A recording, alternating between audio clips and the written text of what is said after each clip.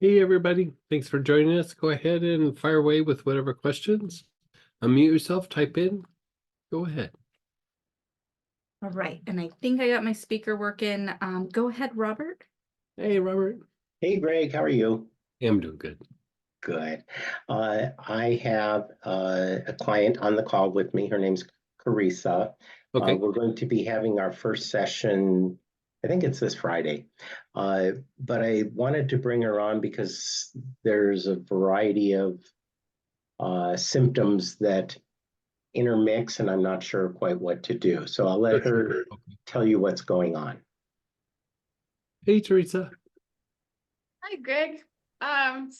So I'll just get straight to it. I'm always exhausted. And then Okay. in 2017, I developed food allergies and was Okay. diagnosed with adrenal fatigue. Okay. I get nightmares all the time, and I have a mild form of depression. So those are all Okay. the things. And the nightmares, it's like every night?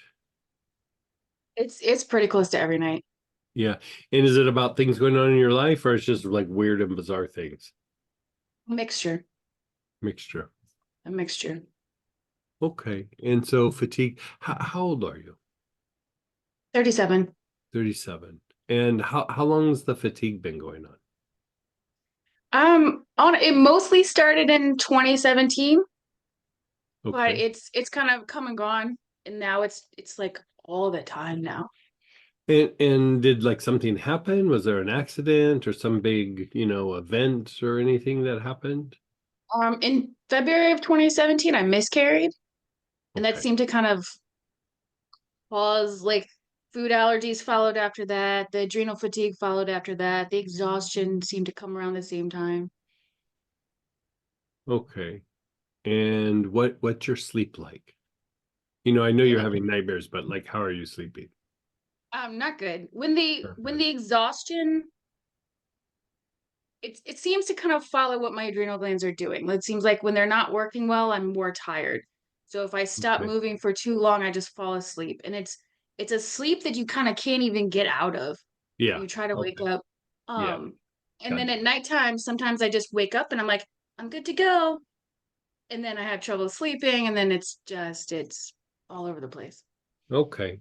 And what kind of work do you do?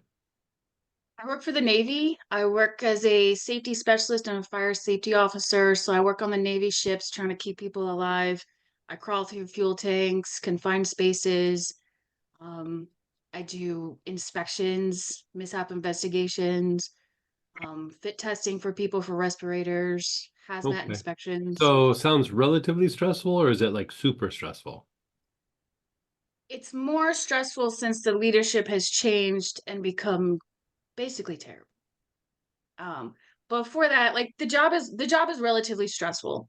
Yeah. Having our now current leadership, it makes it more stressful because they just blame you for everything, and you're like, Okay. it's not my fault. He died. Like, Right. Right. Right. Okay, so you got some fatigue.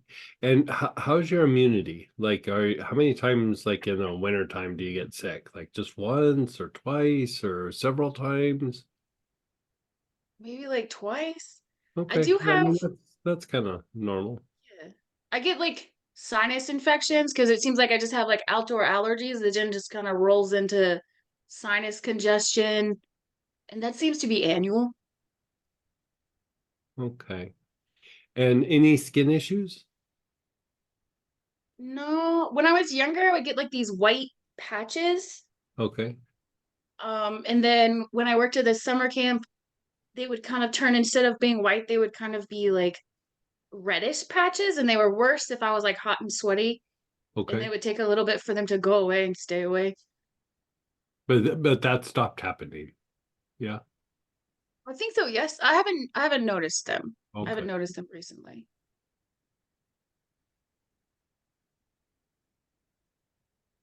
But I also haven't been looking for them.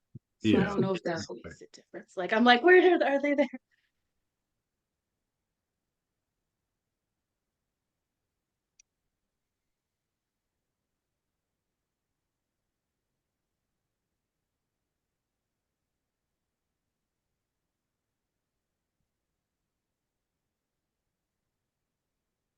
Okay, I'm gonna talk to Robert for just a second, and then I'm gonna come back to you if that's okay. Yes. Yeah, yeah. So, Robert, Yes. you know, if you look at her energy body, she's very congested. Given the kind of work that she does, it's actually not really that surprising. You know, she's crawling around in tight spaces and things like that, but also um the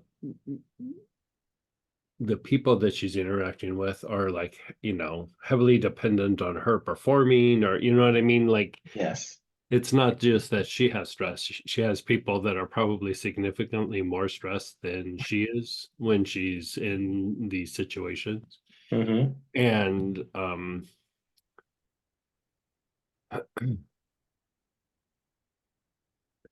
her spine is really super congested. And Okay. hard to tell if that's just from being in enclosed spaces, or if you look, like, most of the stress in her system is more other people than her. And so, you know, given the nature of her job, that's kind of normal. But I would, you know, even doing a little like general sweeping and stuff, you're going to have to just dive right into that spine and like go vertebrae by vertebrae, you know, clean it up with like green and electric violet. And you could use things like stagnation or even like frankincense. Um, just to help open up the spine, and then that will present um you know, some other patterns. But like, her body's in a stress state, but it's not in a like stress state. It's more from other people than it is from her.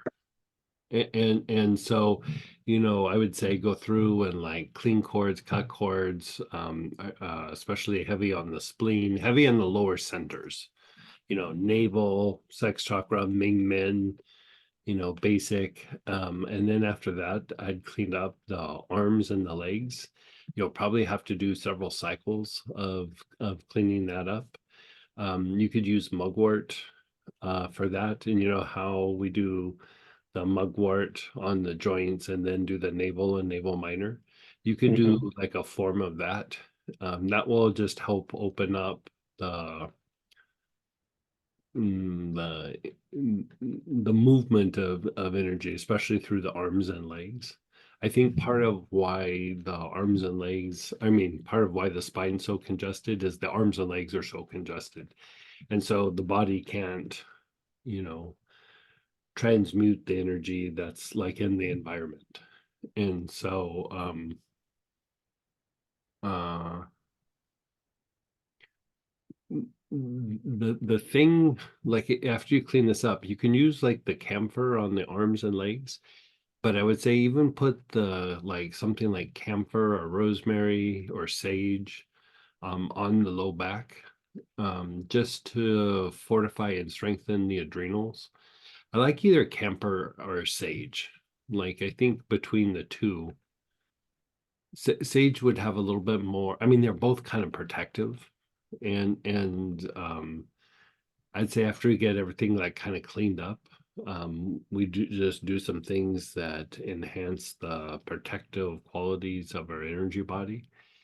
Um, the immune system's not that off for everything going on for the adrenal fatigue. And I mean, usually when somebody has adrenal fatigue, they get sick often.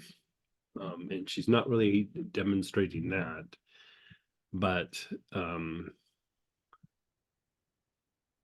you know, the fatigue and the nightmares,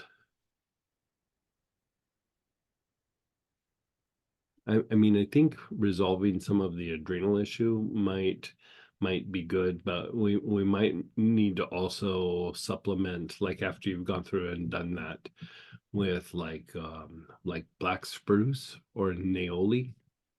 And I kind of like the idea of Neoli a little bit more. Both are going to fortify like the pituitary and some of the glands, but the Neoli will kind of like strengthen her body a little bit more. And again, the places that she's having to go and the kind of work that she's having to do, and then people, interacting with her. It's gonna need cleanup from time to time, but I think it just has reached like a tipping point. And like her body's fatigued, but like you can still hear like she's upbeat, she has a strong voice, like her Yes. voice isn't weak, it's not crackling, like all of those things. Like I think it's more contamination and cords and just like congestion in the spine. And like if you clean all that stuff off, some of that stuff will regulate, because she's not really presenting with things like, if there was like deeper physiological issues, she would be complaining of other symptoms, and you would hear it in her voice. Like Right. Her, you could totally hear it in somebody's voice when, and you know she's not. right. Her voice is very upbeat. Yeah, yeah. And so, And so I mean, I would just like do a bunch of cleanup, like okay, that thing where it's almost like you're standing or and you're sweeping outward. okay. Yeah, I do that. And one thing that I kind of like, um how we just in this last newsletter we did the clinical corner with the protective mechanisms. Yes. Even the one that's just in the let me see what I said, like the part where there's the physical, emotional, mental, spiritual, like kind of fortifying of the energy body, Yes. really emphasize the physical. Like she just needs like physical, like pumping up of the energy body, because of the kind of nature of the work that she's in. She's probably in borderline dangerous situations even sometimes. And the the physiology will react to that sometimes. I don't know that she's having a big issue there, but just fortifying up that part, because that physical component will calm down instinctive responses.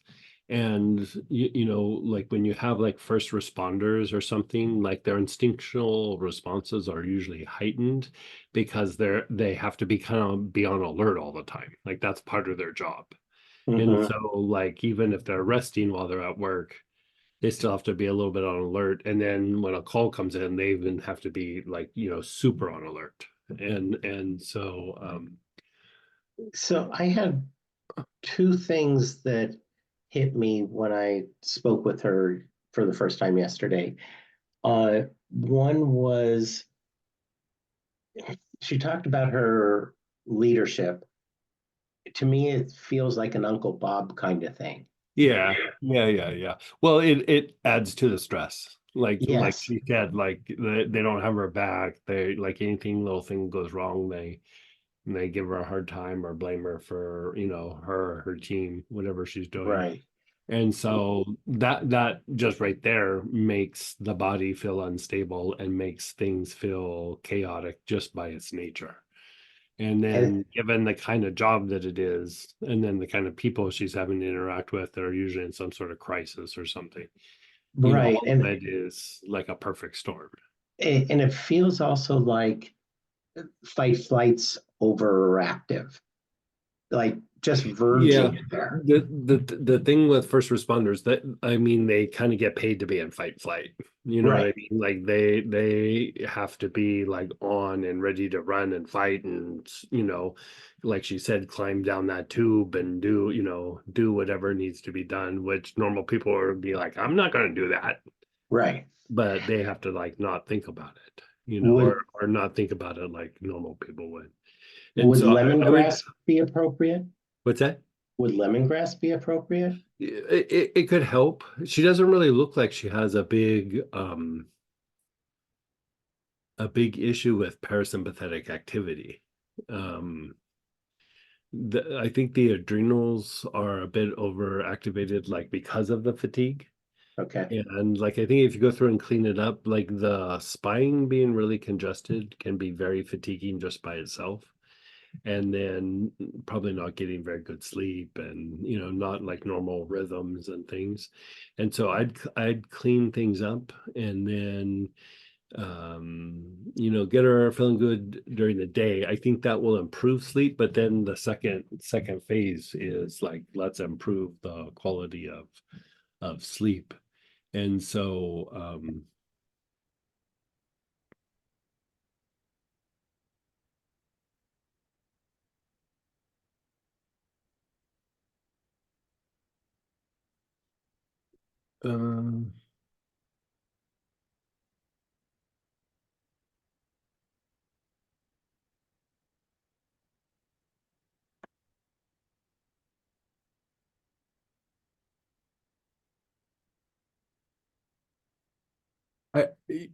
as I visit like things that could help clean her up during the day and then help improve at night, all the normal ones that I would go to, I'd say they would be okay. I go back to sage. And you can use Spanish sage, so you can do real big dosages. But I go back to sage just because like she said, she has a little bit of low grade depression. It's Mhm. good for the adrenals. So it's good for depression, it's good for adrenals, it's good for fatigue, it's good for overstimulated sensory nerves. Um, Good for immunity, has protective qualities, has cleansing properties to clean things up. Mm, I mean, it hits a lot of the markers that you want to do right off the bat. And okay. um, So, by the way, you're saying that it sounds internal? no, I would still probably just like salt baths and maybe a body tonic. And even if that's not a thing, she could do like several drops on her wrist and then like lots of inhalations. Yeah, it doesn't have to be internal for this. Yeah. Okay. Yeah. Okay. But like teach her how to do like a salt bath or Yeah. something like that. And just like so that after you work on her, she's able to maintain things on her own a little bit, because the nature of her job, this is always going to be an issue. Like it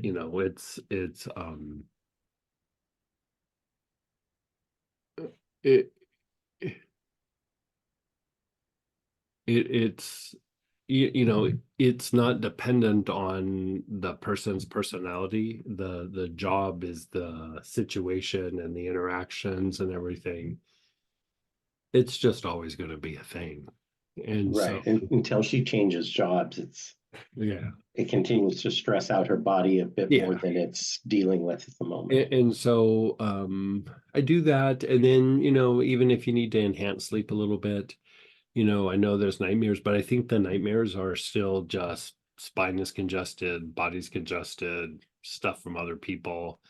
Her body's trying to process the stuff from other people. And so that's why, sometimes it might be her dreams and sometimes she's just processing stuff from other people. And I think as you unwind the field, there's going to be like just a bunch of cords on the lower. I mean, there's a bunch on her spleen and her basic and some of her lower centers. And so Okay.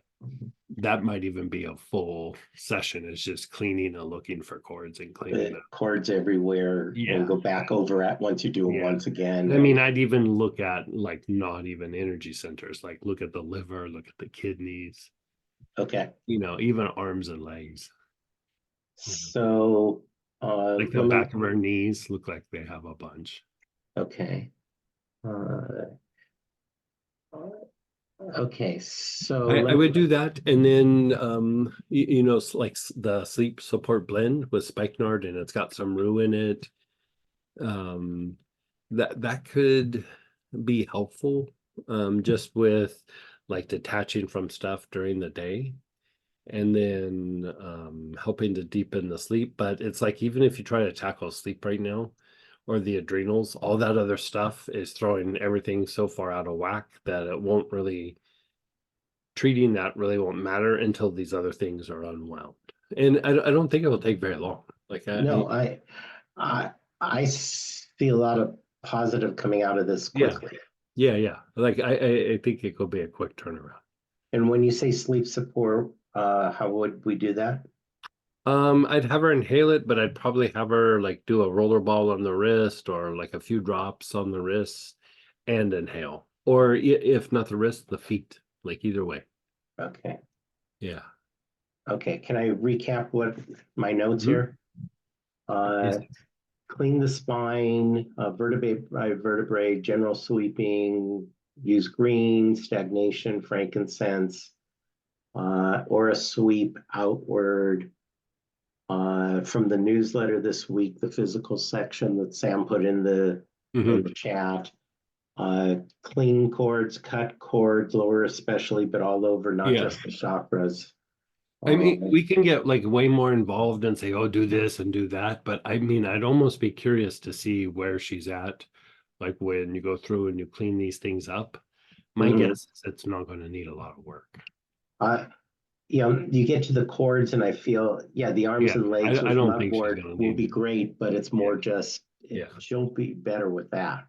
Yeah, I mean, I Because- used to have buddies that I mean, I don't think it was as involved as what she's doing, but I used to have buddies that were like paramedics and firefighters and stuff. And you know, they would have the same issue, but they would almost like kind of go numb and be like real monotone. And like you listen to her, she's vibrant, she's talking, her Yeah. voice is strong, like you know, she doesn't have the wear and tear that another 10 or 15 years would do without addressing this. You Okay, know what I mean? So I Yeah. think it just if like cleaning it up, I think and then you know either Theracords or Rue, just like having her like at the end of the day releasing the cords of the day, you know, either cleaning them up or cutting them, you know, or teach her how to cut them or something. Eh, I like for her the etheric cords or Rue. Yeah, I think that, Rue's probably going to be the one that works for her the best. okay, Yeah, just because like she needs to be able to like release it and let it go. It's not her, it's people are still connected to her from her day of work, you know, including her boss. yes, You know? okay, I And think I so have enough here. yeah. And I want to ask her any other questions? I think I'm good with that. I'd like to see where like 2 or 3 sessions like takes you guys and then see how she's doing after that. And then whatever is still presenting, I'd say we go through an address. At that point, it'll be much easier to address. Mhm. But I think a lot of the cleanup is going to probably resolve a lot of this. Excellent. Yeah. Carissa, do you have any questions? Oh, is it Carissa? I called you Teresa. Sorry. Carissa. You're still muted. Let's get you unmuted. There you go. Oh, there we go. I don't have any questions at this time. Yeah, so like, you know, Robert and I were talking about a little bit of weird stuff, but like, you know, he'll walk you through it and go through and we'll do a little cleanup because of the nature of your work. It's, you know, you heard us talking. So let's clean off these other people from you. And you know, because the thing with the body is that it's your stress or somebody else's stress. It doesn't really, the body doesn't really care. It just sees it as stress. And when I look at you, you have way more stress from other people than you do from you. And That's good. yeah.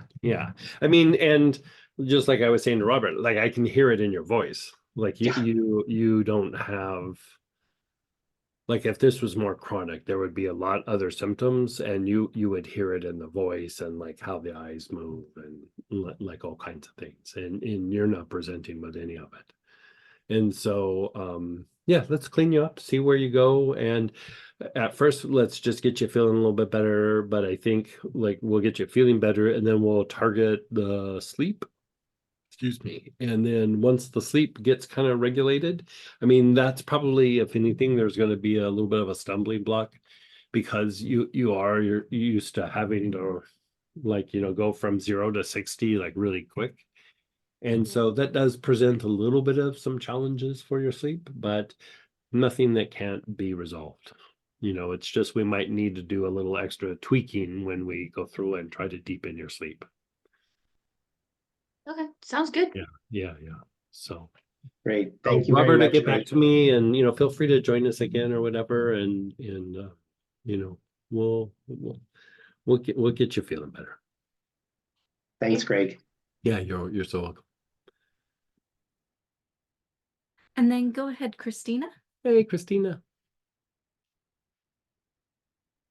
Hi, Greg. How are you? Hey, how are you? I'm good. Getting ready for How's rain the here. bodega? How's the bodega? It's doing great. Good. We're implementing a couple of new ideas, Mhm. and ideas just keep coming. I think it's because of your classes. Thank you. So I'm asking, I've got two questions. The first one is I'm asking for a client. This is a human client. Uh-huh. And we talked about her about 3 weeks ago, and she is the one with muscular tension and pain. So you suggested joint relief ointment, lymphatic body tonic, and then lemongrass. Okay. So she was able to get the joint relief and lemongrass, and she's been doing it for about a week, and she said it hasn't really done anything to her. So remind me of what we were treating. She was complaining of muscular tension. She said there's Muscular a lot tension, where though? last time we talked, she said mostly shoulders and hips. A lot of muscle stiffness is the way she described it. And she thinks it might be her sciatica. I think that's what she said. But like achy joints, that's what she describes it as. She said it's all over her body, but mostly it's like joint pain, muscle stiffness, mostly in the shoulders and hips. And she's had it for a long time, and she said she tried many different alternative things. It's just not working very well. So then you Pain in the suggested shoulders and joints. yeah. And she's been using them daily? Yeah, pretty regularly, she says, yeah. She had trouble getting the lymphatic body tonic, so she asked me if I can get it for her. So I think I'll do that with Samantha. But she's been using the joint relief ointment and the lemongrass internally that you suggested. Right. And she said she's been doing it for about a week or so, and it's not doing anything really. But I wondered if she needed more time. Do we know any more background on her? No, not really. I was looking at my notes from last time. You think it might be a compromised, it might be a mechanical strain, lack of circulation, dehydrated cartilage. You think it might be lymphatic issue related Mm-hmm. and a disturbance in the autonomic nervous system. Mm-hmm. That's what you said last time.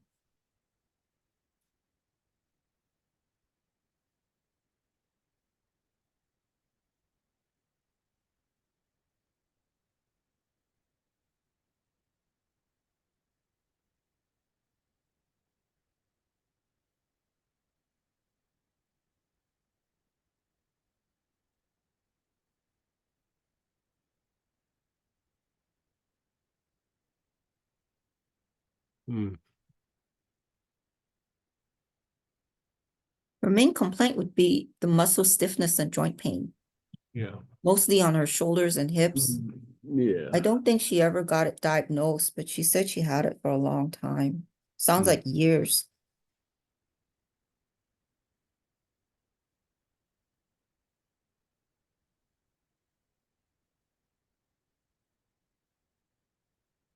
That there's like really kind of no response given the symptoms. Like there's either something more significant going on, or there's other facets that are not being addressed. Okay. I was trying to get her to get on the call so she could talk a little bit more about it, but Yeah. she's probably working or something. So should she continue with the current regimen for I a little mean, longer? it's helpful, but like it feels like there's like a missing piece. And I could almost have to interact with her to see what that is. Okay. Is there any way that we can get her on a call at some point? Yeah, I could try. Okay, like let's maybe do that because we're kind of like would be just kind of doing some approaches, but I think if I could interact with her, I could maybe fine tune what needs to happen and Okay. kind of go No. from there. Yeah. Okay. If I can't get her on Tuesday, because I'm not sure if she works or not, can we get on a private call? Like I know you're busy. yeah, like booking stuff out for like Yeah. the middle of February. Oh, okay. I mean, Or are there questions that I can ask her? I need to just have an interaction with her. Okay. Like I'm not even sure like what to ask her. Just sometimes, you know, you start interacting and I can kind of tell what's up. And Right. right now that she's not responding to even a little tiny bit, something's up. And so I just need to explore what's up. And so I mean, yeah, is there any way she can get on the Tuesday? I don't know. Mm. I have to ask her. Okay. I'll have to see what Yeah. her schedule is. Yeah. Should I even bother getting the body tonic for her? The It needs lymphatic to be body? treated, but I think there's probably other things that need to be done. Okay. I mean, if we wanted to switch gears just a little bit, we could have her do instead of a lymphatic body tonic, like maybe a sage body tonic. Is that stronger for her It's not condition? stronger, it's different, but Okay. I suspect there's some psychological things going on that's causing it that are somaticizing, and the sage will help with that. And so, you know, the sage will help with overexcited sensory nerves. Yeah. Um, is there a lot of fatigue or? I don't know. Yeah, I think I need to ask her a bunch of questions. Okay. Yeah, like you know, it's almost like sometimes you know something's there, but you don't know quite what it is until you start poking around, and Yeah. like it's like I need to poke around a little bit and see what's up. Okay. And Yeah. I'm not experienced enough to ask, Yeah.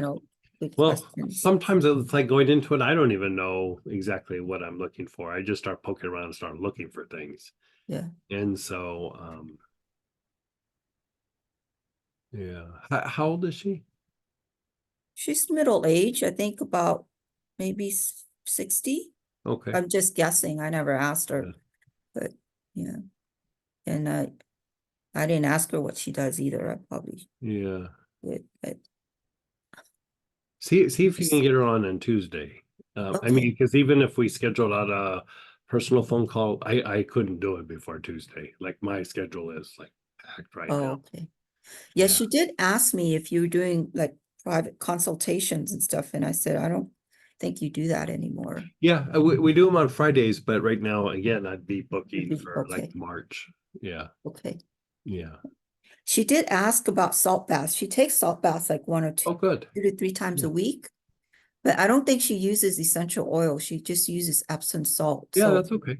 is Sure. there something that we can add to maybe Probably the sage. the sage? Mhm. And I see And Robert do Spanish sage, just Spanish because sage. again, going to like bigger dosages, Spanish sage you can do much bigger dosages. with the salt bath.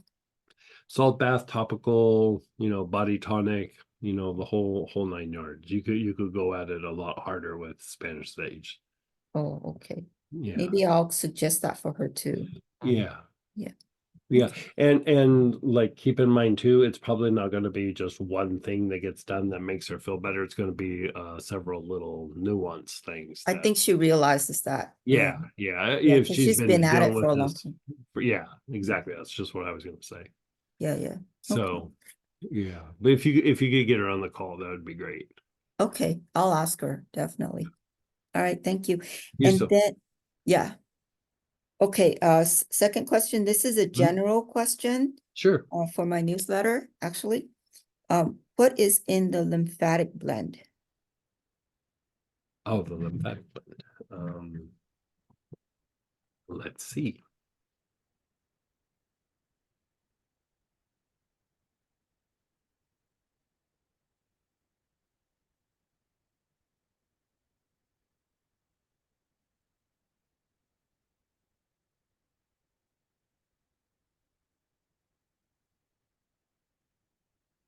Okay, you ready? Uh-huh, Ginger, uh-huh, cypress, mm-hmm, cedar, uh-huh, sage, uh-huh, rosemary, uh-huh, thyme, uh-huh, frankincense, uh-huh. juniper, Juniper, okay, lovage, uh-huh. helichrysum, Prism, okay. and birch. Birch, okay. Now, you had an article in your blog about lymphatic movement. That's not specific to the blend, is it? That's just the physiology. I don't know what blog you're looking at, so Oh, okay. Samantha could probably tell you better than I could. It's not specific just to that oil, no. Oh, okay. Okay, that's okay. I Yeah. think this is good. I'm having a lot of fun introducing your oils to Oh, good, good, good. to my clients. So anyways, yeah, Yeah. thank you so much. Yeah, Greg. if we could work out, so I could just have probably a 10 or 15-minute conversation with her, that would be perfect. Okay, I will let her know, see what her schedule is. Yeah. Thank you, Greg. Thank you so You're much. so welcome. You're so. And then go ahead, Barbara. Hey, Miss Barbara. Hey there, Hey. I'm asking a question on behalf of Marianne. Oh, tell She her hi misses- for me. I will, she misses you folks and a Yeah. star session. She just can't work a computer yeah. right now with her eyesight. Yeah. But years ago, she had really bad nosebleeds to the point where she had something cauterized in her nose. Mhm. And they Mhm. were stable for a while, and then sometime in the past year, they've started up again. And she's wondering if sniffing very close to her nose a lot of helichrysum could have impacted that at all. Cauterized. I wouldn't think so. I mean, anything's always possible, but I wouldn't think so. I mean, it does make the blood a little more fluid. But it wouldn't have altered the cauterization at No, all. no. Okay, that was her question. And Yeah. she's the point, she's had some really bad nosebleeds, lost a lot of blood, and she's afraid to sniff any oils at this point. So she's Yeah. missing Well, them. I mean, taking a little break, like maybe just have her put them on her body instead of, holding them to her nose until the nosebleeds stabilize. Okay. Like Yeah. on her wrists or Yeah, wrist or feet. feet. Okay, Yeah. And tell her hi for me. I will do that. Thank you so Yeah. much. You're so welcome. And I know we have one question right now in chat, but let me see if there's any others that I missed as well. Could you talk about the lymphatic technique 9 class, the one about the skin? Yeah, we're gonna go through and we're gonna cover like the functions of the skin and then how the skin affects other systems, including how it impacts mood. But we're not just going to be looking at like, oh, do we have eczema or do we have this, but how to revitalize the skin and make it function better. Like anytime you stimulate the function of the skin, it improves mood, it improves the energy body, it helps to release fascia, and it stimulates the detoxification of like the lungs, the liver, the kidneys, the spleen, the gallbladder. And so we're going to kind of do a little bit of a deeper dive on those elements so that not only do we improve the skin health, but we improve lymphatic function, detoxification, and potentially improve mood and things like that. And so, like, for example, like part of the way that the lungs get rid of things that it's trying to get rid of out of the lung tissue, besides mucus, just like toxic material and And inflammatory material is it dumps it out through the skin. Like the skin is part of how it gets these things out. And so we're going to go just in a deep dive and explore all that is the skin. Sounds like the skin should be a part of the blood purification pattern. Yeah. Yeah. A little bit harder to treat it with like patterns. Like some of it, because like the worst spot that can throw lymphatic function and throw your skin off is your feet, the skin in your feet. And so even doing some of the rehab, part of the rehab is going to need to be rehabbing the skin of the feet. And as the skin of the feet gets better, it actually improves the quality of skin in other places. And so, yeah,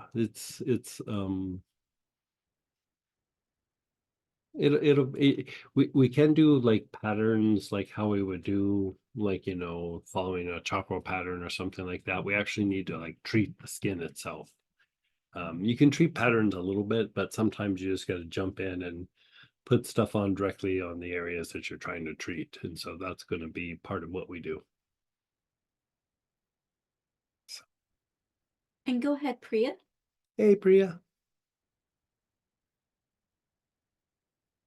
Let's get you unmuted. Hi, how are you? Hey, what time is it over there in Australia? It is 11:45 in the Oh, nice. afternoon. Yeah, nice. I'm today connecting regarding a friend. We have spoken about her a few sessions ago. She had some shoulder pain, and she did want to connect today with the group in the session, but she had some other schedules, so she might join in next week. But and she's sent an email. I think so. Why I am asking today is because I thought in the meantime, while we get some answers for her, whatever resources I have, I can probably help her with something. So Sure. when she was here last time to see me, we tried Melissa, inhaling Melissa, Mhm. and she inhaled Melissa with awareness, and then she did Ming Ming, back heart, and brain and crown. Okay. And that was, I don't know why I suggested that, but we did that. But few days later she called me and she said that it really helped her. She felt like something had released. She doesn't know exactly what had happened, but few days later she felt like her shoulders felt slightly better. So is it something that can be continued in the meantime, Yeah, in the interim, it or can be continued. Does she get headaches? she doesn't complain? Well, she might have said one time that there is a particular spot in her brain that hurts, but not just like a normal everyday full headache. It's just one Okay. spot that hurts. I don't exactly precisely remember what it Okay. was, Okay. but it was one spot, some particular And when you spot with say like regard the shoulders, are you talking up here or you're talking about the shoulder joint itself? the entire thing. The whole thing across The the top. whole thing. Especially when we do meditations, because we try and connect for Twin Hearts meditations regularly on Zoom. So I see that she's, even after the session, she starts to rotate her shoulders, like make some movements, and I can sense that she's a little bit uncomfortable, maybe congestion or something. But by doing that, Melissa, she instantly, like a couple of days later, she called me and she was like, Priya, I don't know what happened, but something feels lighter. So Yeah, I don't know Melissa's if amazing. Yeah, Melissa's totally amazing. no, You can totally have her keep doing that. So this is, I would say a couple of things.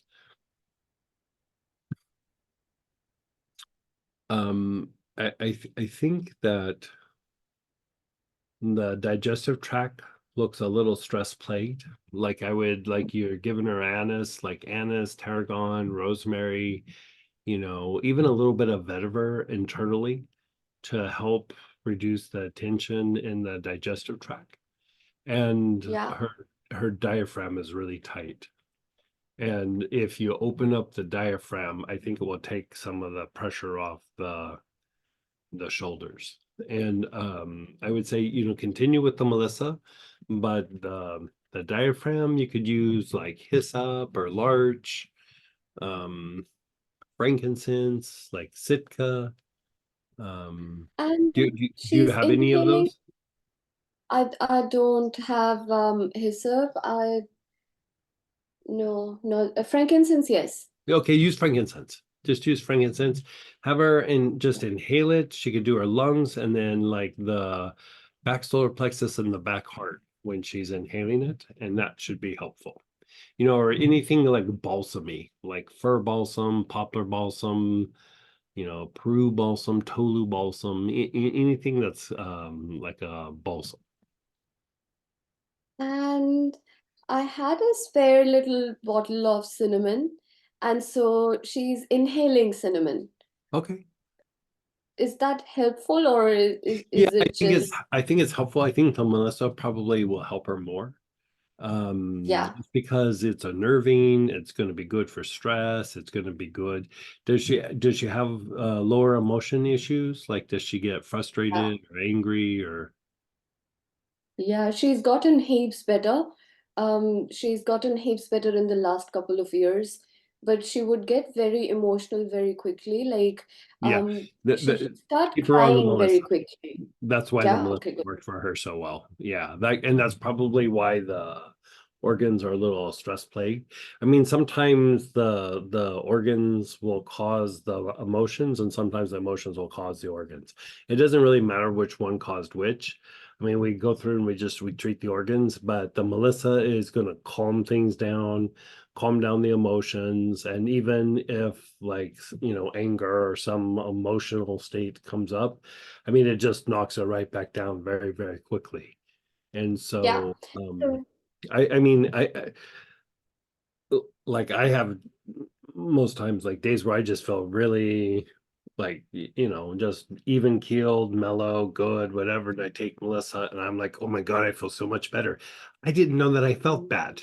Like, I don't know that I was feeling bad, but when I took Melissa, all of a sudden I was like, I'm a nicer person. Like, I'm just like, and mm, you know between what it does for the nerves and how it calms down the production of lower emotions, and if there is some like anger, fear, anxiety, it a lot of times will pull you right out of that issue pretty quickly.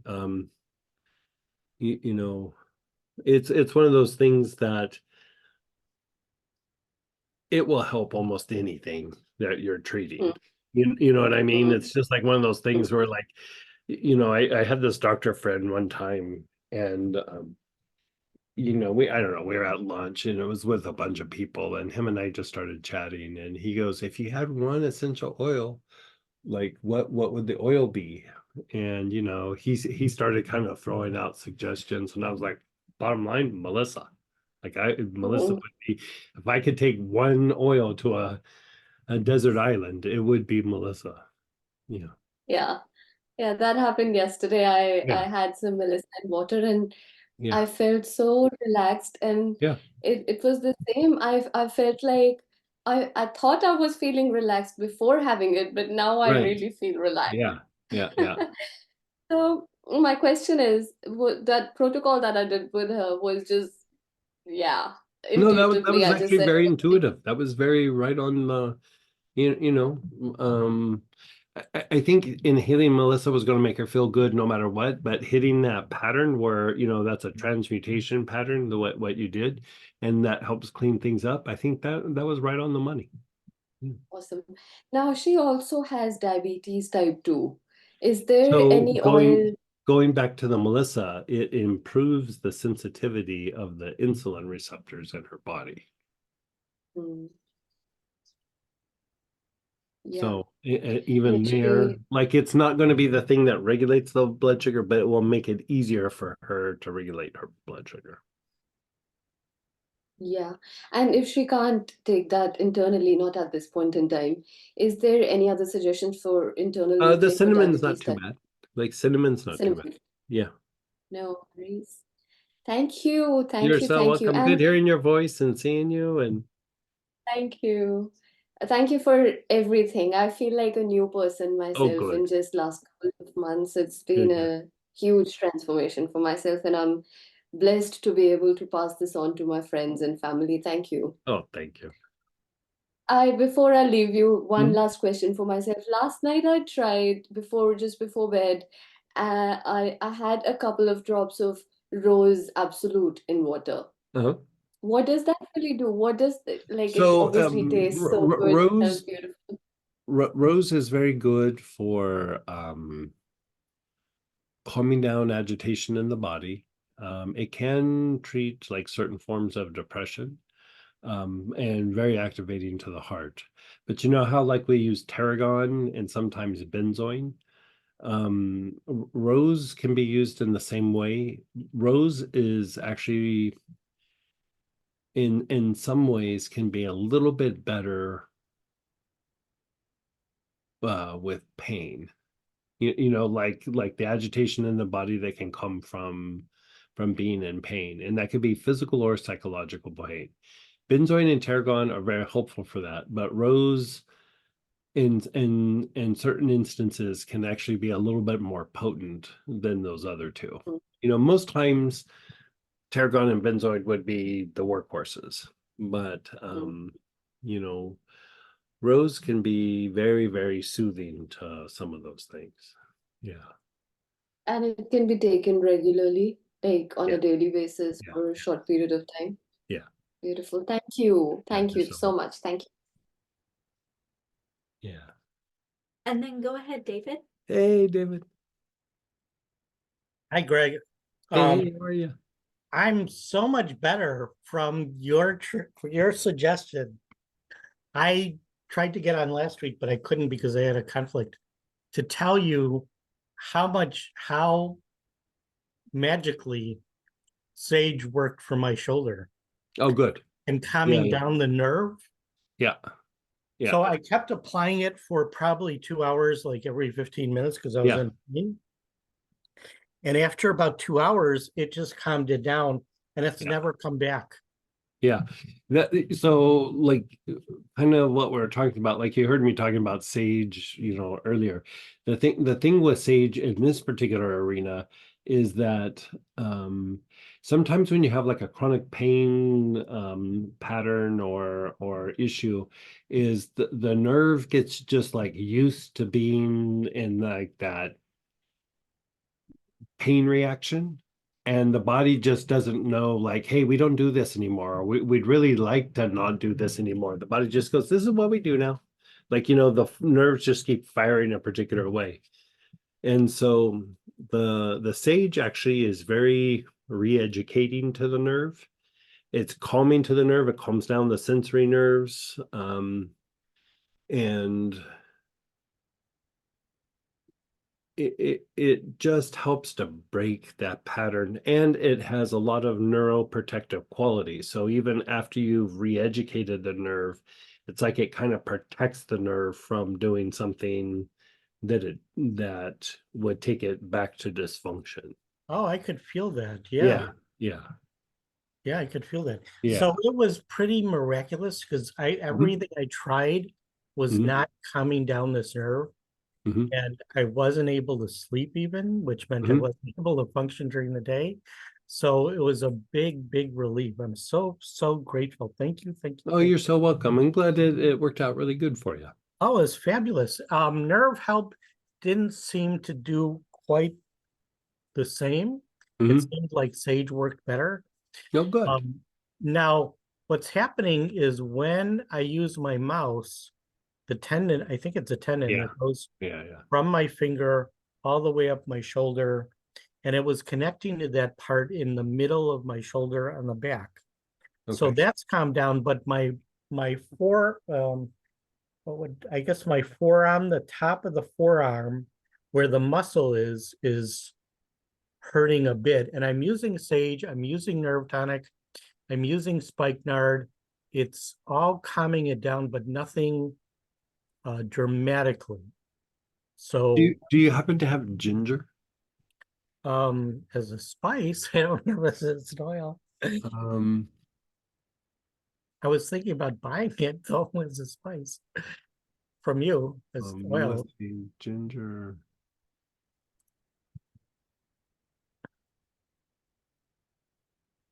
Because what you're describing is a like kind of trigger point activity, and on the shoulder blade, it could either be the supraspinatus or the infraspinatus, which are just like the muscles on top of the shoulder blade, and it will cause a referred pain pattern Oh. down into the fingers.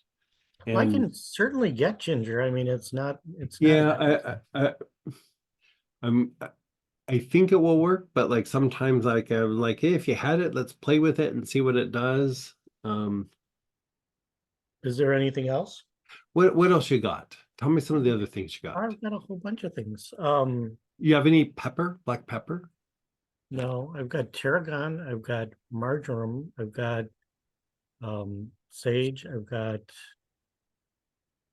all the things from the trauma relief kit, from different kits that I took classes. Helichrysum? Do you have some helichrysum? Yeah, I've got helichrysum. Why don't you try putting helichrysum directly on the spots, like knead application directly on the spots in your forearm Okay, that are causing the issue? okay. And because sometimes what happens is it's not just a referred pain pattern, but it will start to aggravate other trigger points like along the way. Yes, And so my guess is you probably have some activated trigger points down in the forearm or even the upper arm. So hit those spots. okay, Yeah. okay. And now that the nerve pain has gone from the shoulder is much better. I was thinking about what would be good for the muscles, and I've been using spikenard. I thought about wintergreen and helichrysum, and I wanted to run that by you. Yeah, any of that would be good. Yeah, Okay, yeah. I mean, I like wintergreen if you have some wintergreen. I do. Yeah, wintergreen is very good for like deep-seated spasms. You know, marjoram's good for spasms. Wintergreen's very good for deep-seated spasms where the muscle's been really ingrained in that spasm for a while, or like the tissue's gotten kind of hard. Yes. And so you know, if you do it a knead application, it'd be a little tingly, a little spicy. It would still probably be okay, but like you can check your skin to see if you like that. If not, just take a little bit of massage oil or lotion, put a bunch of drops of the wintergreen in, and then rub it on the spots, and that should be very helpful. You could actually do even helichrysum with a little bit of like even amounts of wintergreen and helichrysum, and that Oh. would even be a more optimal like blend. Wintergreen and Helichrysum. helichrysum. Yeah. And what about So- I've never say it right. It's Terra. Oh, terebinth. Terebinth. You could still put that up on the shoulder.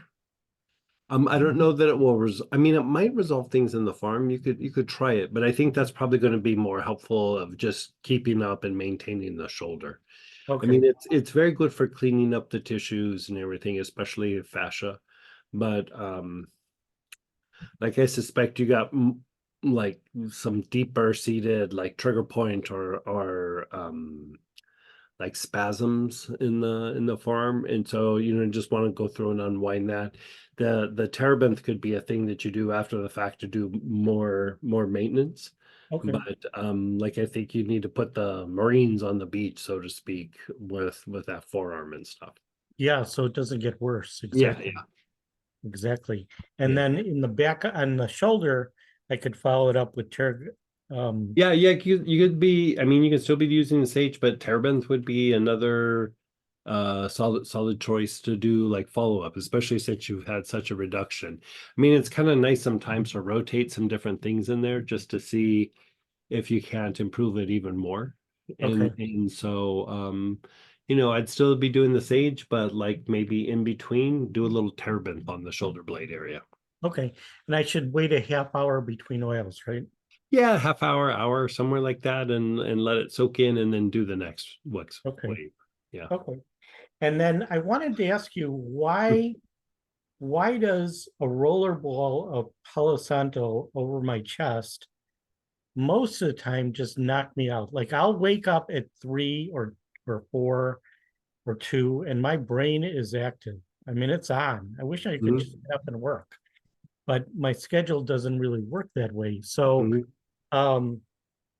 most of the time doing the Palo Santo rollerball Mhm. take me from an active brain Mhm. to just waking up in the morning with nothing in between. It's like somebody hits me over the head and knocks me out.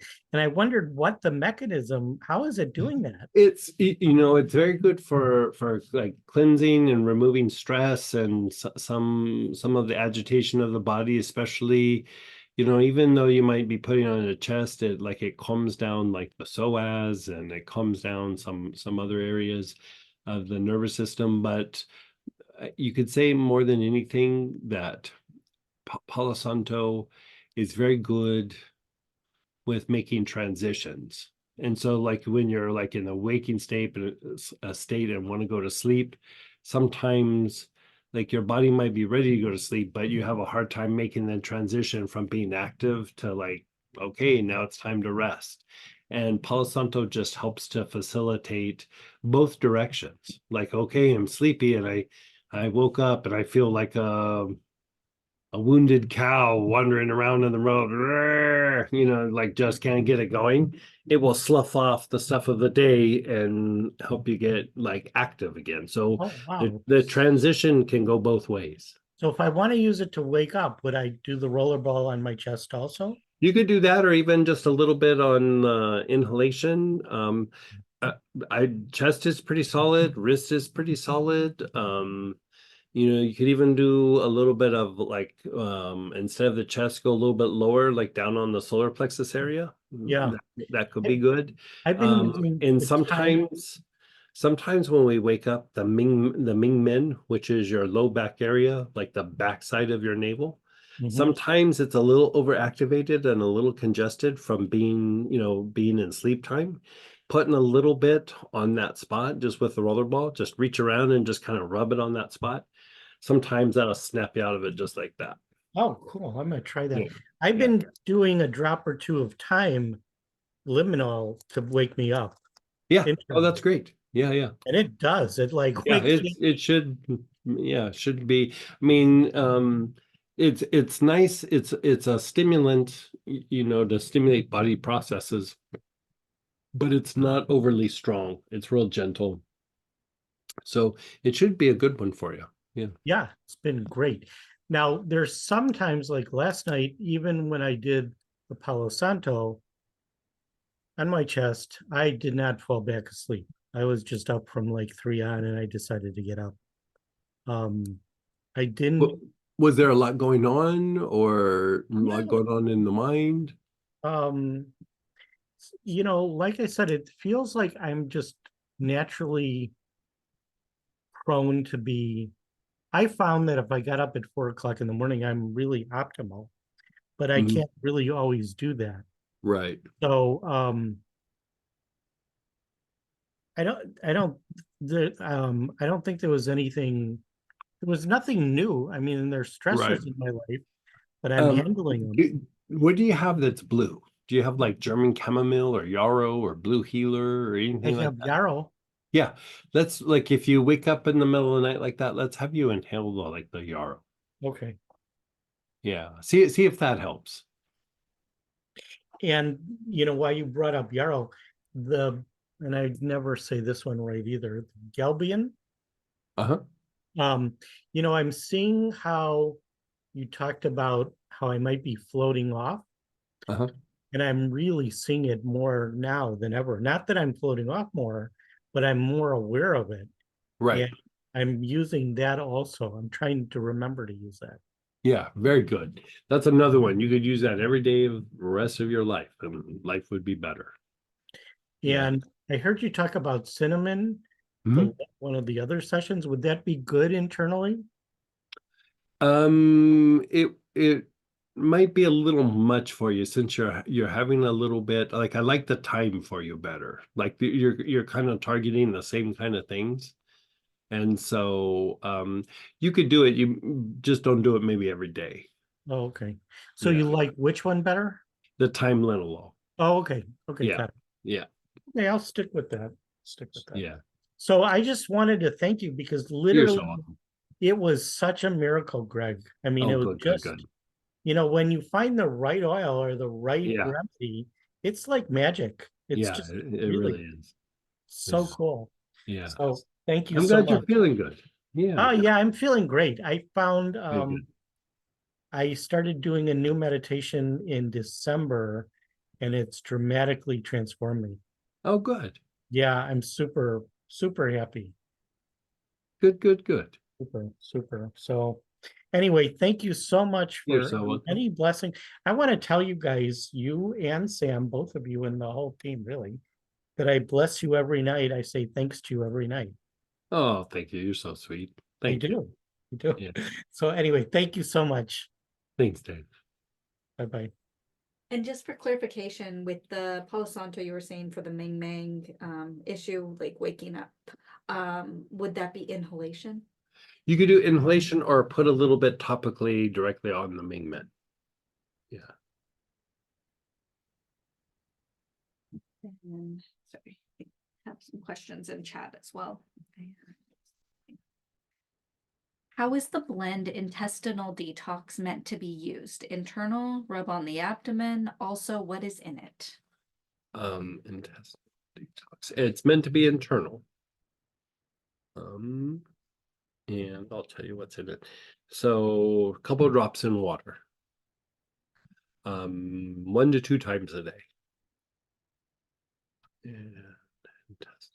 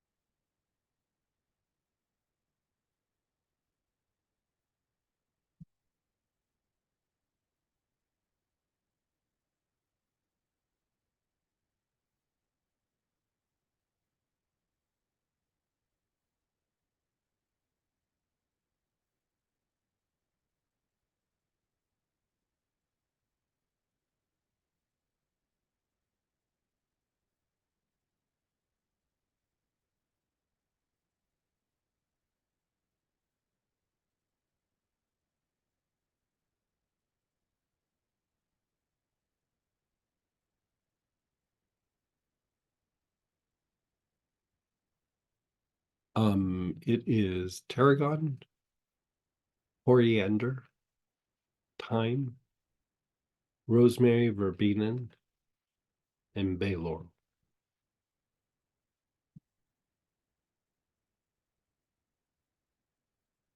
And go ahead, Kathy. Hey, Kathy. Hi, guys. Hey, how are you? Good, good. Just a quick question. Is Sure. there anything you can say about macular degeneration? As far as treating it with essential oils, there's not a whole lot that can be done with that. In the essential oil world, the thing that I would use for macular degeneration is there is a supplement that is 3 different I think it's called like MacuHealth. And that is your best bet. Like I would take like probably 3 capsules a day. Yeah. Okay. Yeah, I could definitely slow it down. Like I started wearing glasses about 3 years ago, maybe 3 years ago. And when I went to the eye doctor, I hadn't been in a very long time. And boy, they were like, for your first prescription, this is like a really strong prescription. Yeah. And I kept pounding that MacuHealth, and I barely need glasses now. Like Okay. I still need them for for certain things, but sometimes I take my glasses off and my eyesight is actually better sometimes without my glasses, where before, like, I was having a hard time. And so MacuHealth. It's like a blue and yellow label. I usually just go on Amazon and get it. It's been helpful. Thank you. Yeah, essential oils don't really target things in the eyes very well. You know, there's certain areas where essential oils are amazing, and then there's some areas where it's not. And I think it's just good to know, like, you'd probably just be spinning your wheels there. Like, it's Ye- probably not going to do a whole lot there. Well, the research I've done was talking about certain vasodilators that contribute to the Uh-huh. macular degeneration. Uh-huh. So what about blood pressure? Does the oils address that? Blood pressure, again, like you can get so results with treating that. A lot of times with blood pressure, the very first thing that I usually have people do is use gotu kola, which is an herb again. Gotu kola, probably three capsules, maybe twice a day. And then there is another supplement called L-citrulline. And again, I mean, you can buy tablets that are 2,500 milligrams, but I'd usually do about 50,000 milligrams of that at least once a day, if not twice a day. The thing with blood pressure is there's a lot of different kinds of causes of blood pressure.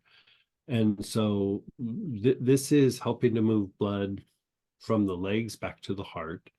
And the L-citrulline helps to relax the blood vessels. And so a lot of times that will reduce the blood pressure, just that. Uh-huh. You know, and then, you know, sometimes we use like coenzyme Q10 or hawthorn or, you know, some other herbs that could be helpful. But usually that's the first thing that I have people try when I'm treating them one-on-one. And then we watch how that treats them for a period of time. And then we make some adjustments, but that's usually the heart of what I use to treat that. There are oils like Melissa can be helpful for reducing blood pressure. Neroli can be, ylang ylang can be. Sometimes a Nula can. I've even had times where yarrow could be helpful, but the issue with yarrow is you can't take it long term. You know, you got to take it like a couple of weeks and then a week off, and so it's not the best choice in this arena. But I find that the gotu kola and the L-citrulline is a pretty solid choice. You know, there are going to be times where it doesn't drop the blood pressure, but more times than not, significantly it does. And so you know, the other thing is that the use of just diuretics, you know, things like lovage and juniper and parsley, reducing fluid retention in the body, reduces blood volume, you know, fluid volume, and that also can reduce blood pressure. That's usually the first thing that a doctor will treat is they'll look at fluid volume, and so you can always put that in the mix. But the thing with blood pressure is you'll have to like treat and find like your sweet spot. Mhm. Yeah.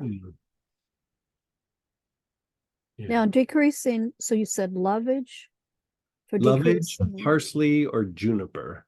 And you're going to take a few drops of it internally at least once to twice a day. And it's basically going to make you pee out excess fluids in the body. Okay. You know, it's just going to increase like, you know, urine output and urine flow and all that. Cool. Yeah, like the thing that I like about lovage and parsley is like juniper will just stimulate elimination, right? For urine. Lovage and parsley actually they do that, but they also improve the function of the kidneys.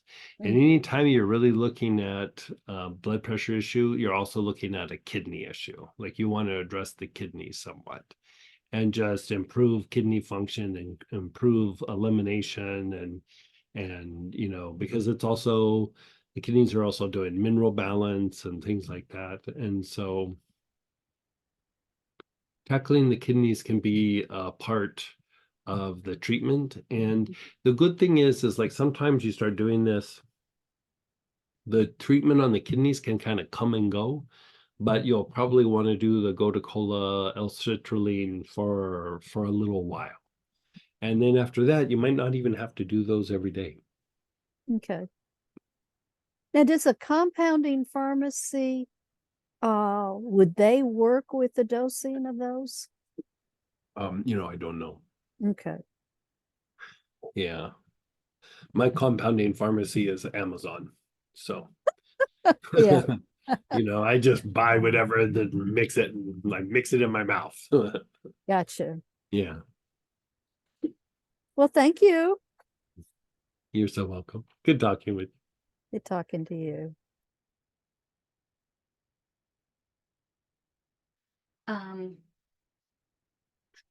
For my indoor plants, anything that could be used for gnats?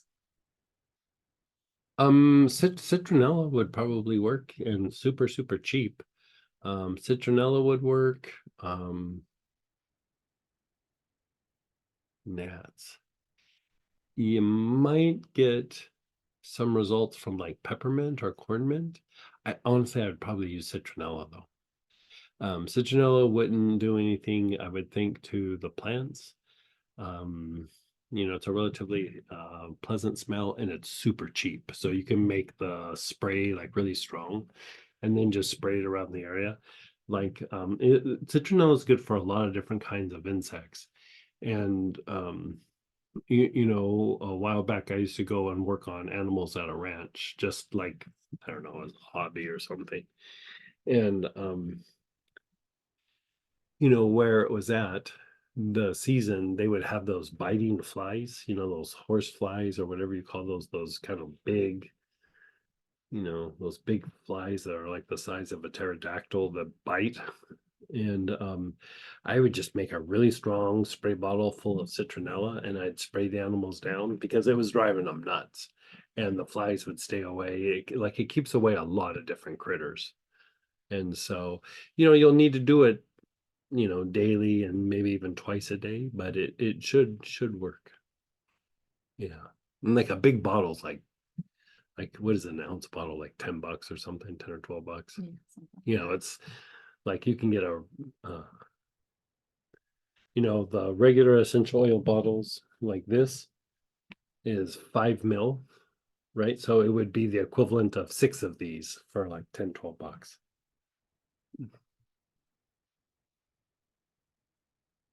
Yeah. Could Greg talk about the best ways to use monk's anointing oil? Yeah, so you can inhale it, you can apply it to the wrists or to the feet. You could also put it on the ajna, right? And then taking a few drops internally. I use a few drops of it internally when the body's in pain. If I don't have my myrrh, I'll use the monk's anointing oil, and it's pretty helpful for that. There's been a few people where, you know, we would use galbanum, it would be helpful, but it still wasn't strong enough, and then we'd switch to myrrh, and then we'd switch to the monk's anointing oil, and it would really knock it out. So, yeah, that could be a good one for you. Yeah, salt baths in it is pretty soothing.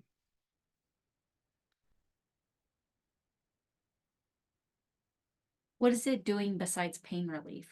Well, it's also it's a variation. The monk's anointing oil is a variation of an old Kabbalistic anointing oil, and so it's helping to bring light into the body. You know, it's what you would use to anoint for healing or for a spiritual practice.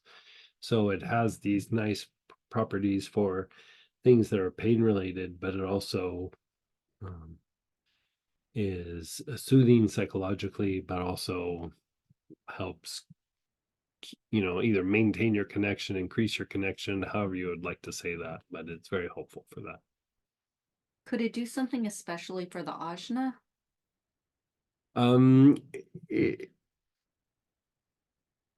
It, it will have an impact on the ajna, but remember the ajna also regulates all the other centers, and so a lot of times when you put it on the ajna, it distributes it to the other centers. And so I would say more so for that. But it is somewhat activating is not the right word, like fortifying to the ajna is probably the best way to say it.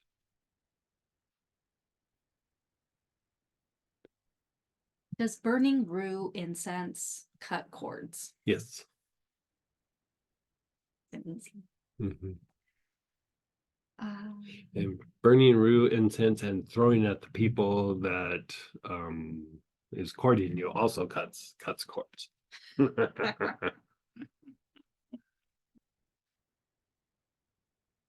Good questions tonight, guys. I'm gonna do a quick check and make sure I didn't miss any of your questions. If I did, please retype it in. But I think we're probably good, Greg.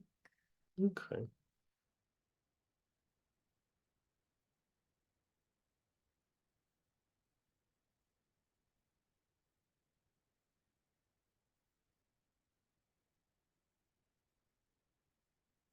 All right, let's do this. Let's, we put in the clinical corner aspects for protection, but I think we have another question. Yeah. How can I tell if I am the source of a problem cord?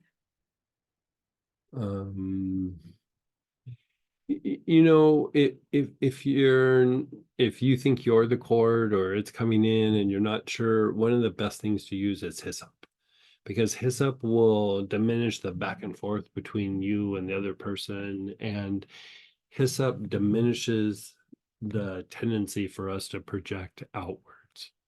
It reduces the tendency to absorb negativity from a person or the environment, and it diminishes our tendency to project back outwards. And so, without being able to scan and feel those things, it's a little bit hard to tell. So I would just treat it as, doesn't matter if it's coming in or going out, it needs to stop, right? And hyssop can be very good for that. Yeah. I mean, one is, are you agitated with the situation or the person? Are you grinding on the situation? But see, even there, that could also be the person grinding on you. You know what I mean? So it's hard to say like, oh, if this is happening, it's you. It's like, could be you, could be me, could be, and so hyssop just goes through and treats it. Yeah. If you're feeling especially agitated, like we were talking about Melissa just a little while ago, I mean, Melissa calms a lot of things down so that there's not the back and forth as well. But, if it's just situational and everything, you could probably get by with just using the hyssop. They said it's not a negative grinding, more of just it doesn't stop. Like it doesn't stop with a person, or is it a situation, or just the courting back and forth? Yeah.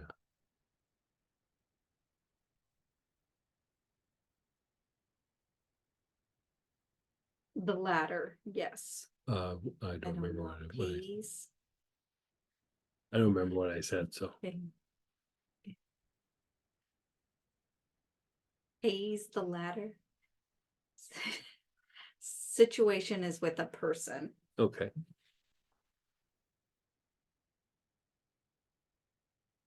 And it makes you angry, frustrated, agitated, stirred up. Distracted. Oh, that's interesting. Distracted. Do you feel a little confused in the moment? Like when you get distracted, you're like a little bit like almost get a little daydreamy?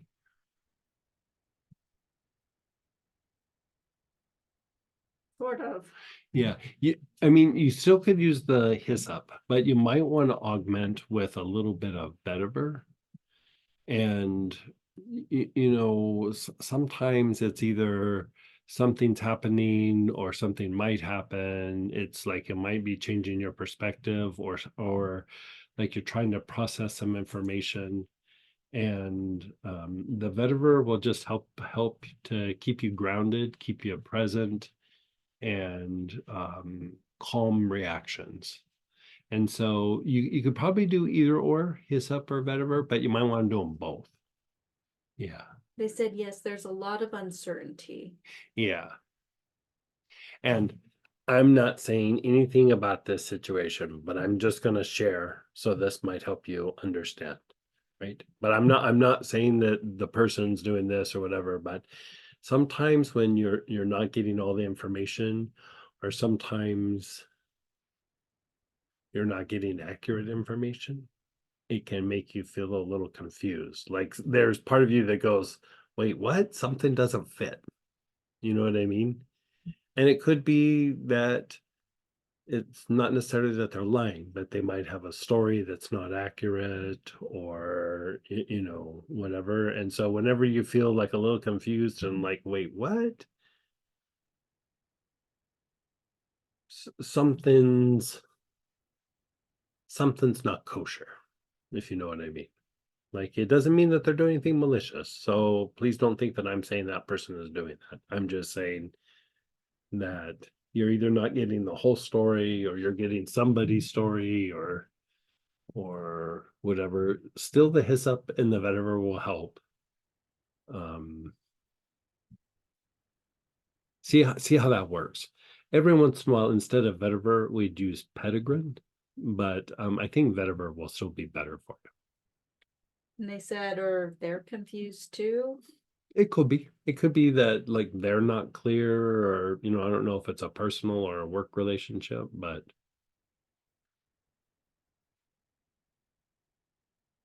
there was this person that I knew, that I'm just going to give you an example. Like there's this person, and every time I talked to this person, I was always like, wait, what? And as a few years went by, it just turned out that that person's perspectives were not grounded in a lot of reality. If that makes sense. I'm not saying that that's what's going on here, but you kind of watch for like reactions, and sometimes you can go, oh, I'm having that reaction, this is similar to, and then you just start exploring certain things, and like maybe that they're not giving you accurate information, or they don't have accurate information, or they have some story, or people love their stories. And a lot of times it's in a situation like this, their story might be to manage some pain, or something uncomfortable, or them not knowing. And so it's not always like a malicious thing, but it's still a thing. You know what I mean? I don't know if what I'm saying is even helping, but They said, thanks, that could be it. yeah. Somebody else is asking, how would you use the hyssop for the cords? Would you inhale? Would you put it on the wrist? Just the inhale. feet? Yeah, all of the above. You can inhale it, you can put it on the wrist. In a situation like that, I like to put it on the solar plexus. But you can inhale and think of the situation or the person. You know how sometimes we go, okay, think of the person. Now, where do I feel it in my body? Now feel the person. Now, where do I feel it in the body? You could do that with the hyssop, and it would reduce the absorption of negativity and the projection of negativity substantially. Great info. Yeah. Question, another one came in about Bakul. Uh-huh. Please, if there's a protocol suggestion for expansion. So you can have a couple variations, right? Expansion with Bakul, very nice. Yeah. So you could go a couple ways. You could go soles of the feet, Mingmen, back heart, crown. You could do back heart, navel, crown. And then you could do crown. What is it? Left foot, right hand.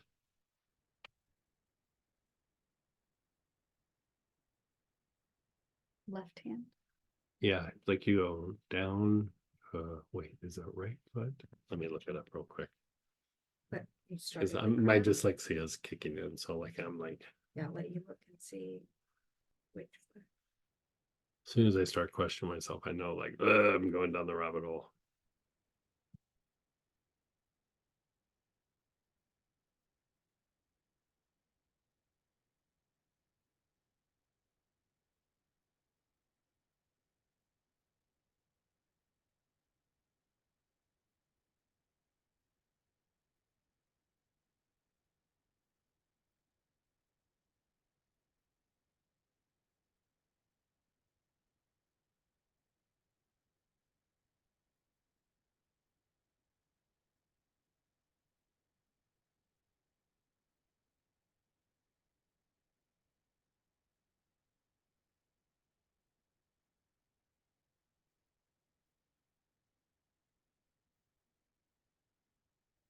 Yeah, crown, right sole, left palm, right palm,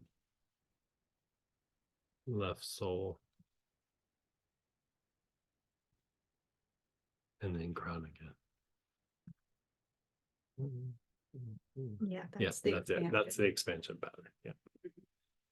Yeah, my dyslexia was kicking in. I was given the opposite. Yeah.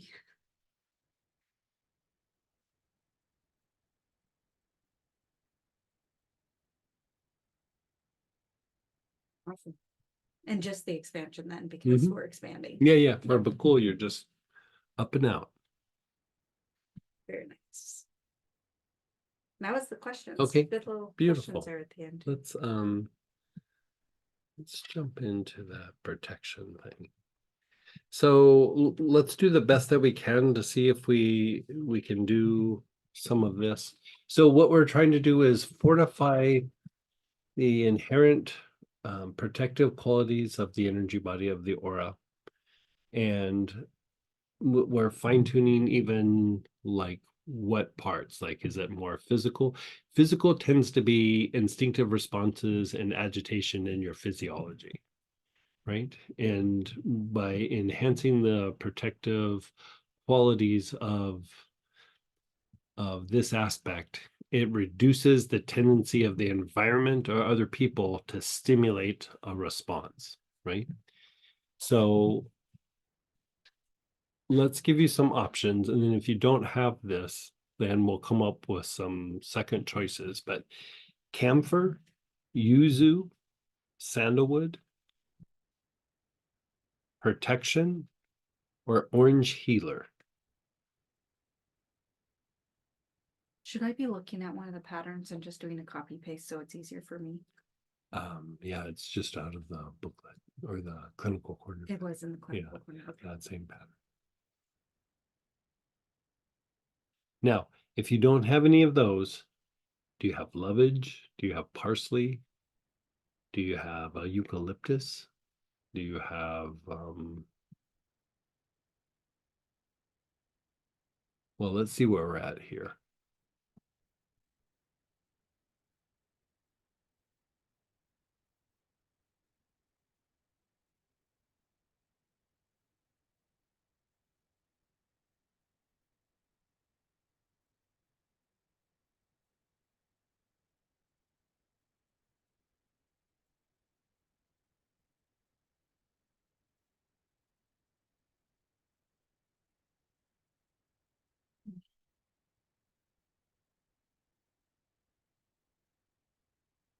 How are we doing on oil choices? I was asking chakra root cleanser. Um,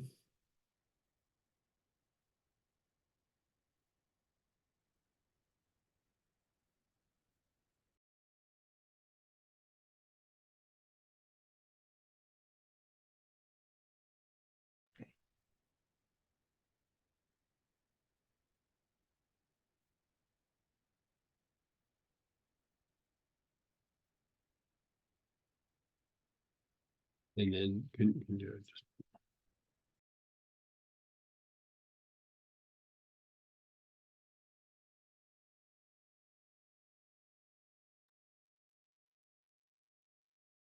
Okay, so we're fortifying the different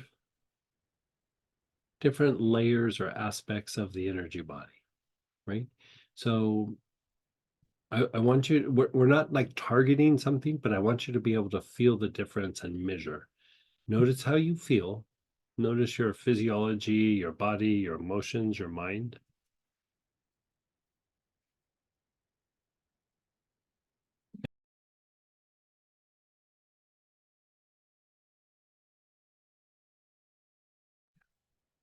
Okay, so now check in with something that's a little bit agitating, where you go like, ugh, I can't believe they said that. Ugh, whatever it is.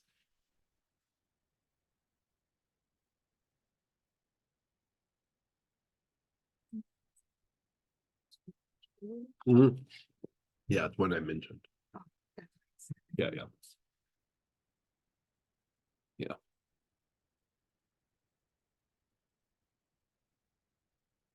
Okay, so now we're doing the thing where we're going to do it on the aura, the energy body, but we use our body as the anchor for our awareness. So let's start with the left side of your body, left side of your face and neck, your shoulder, your ribs, your hip, the outer leg, all the way down to the outer ankle.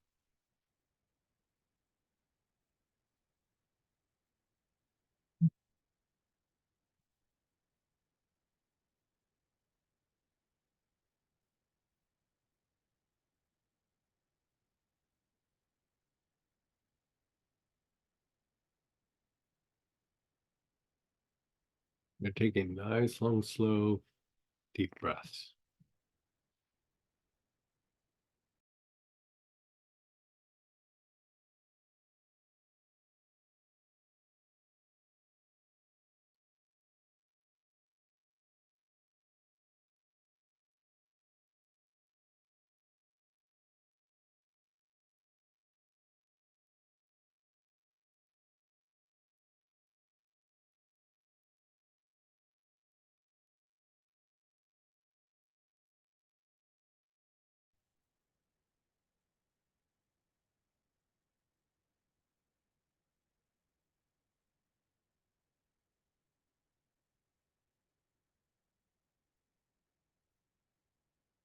Taking nice, long, slow, deep breaths.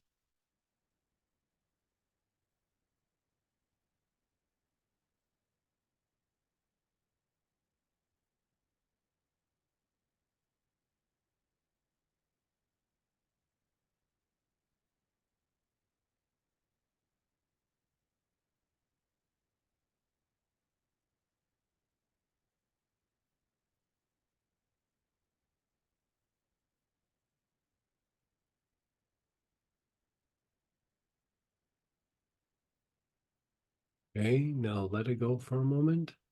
Just be still.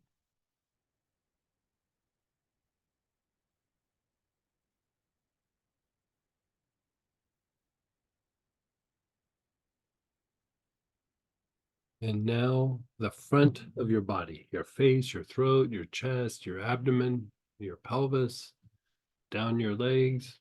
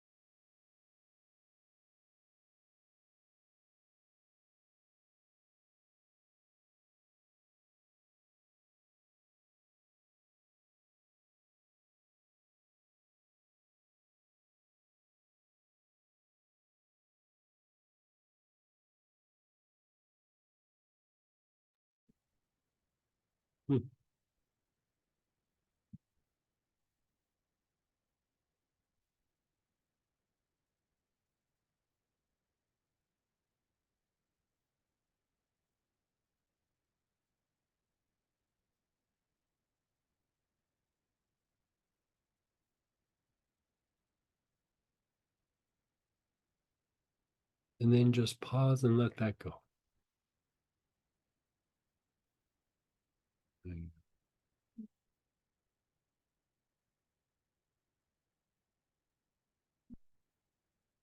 Just tired. Yeah. Okay, so now let's do the right side of your body, right side of your face and neck, your right shoulder, ribs, hip, outer leg.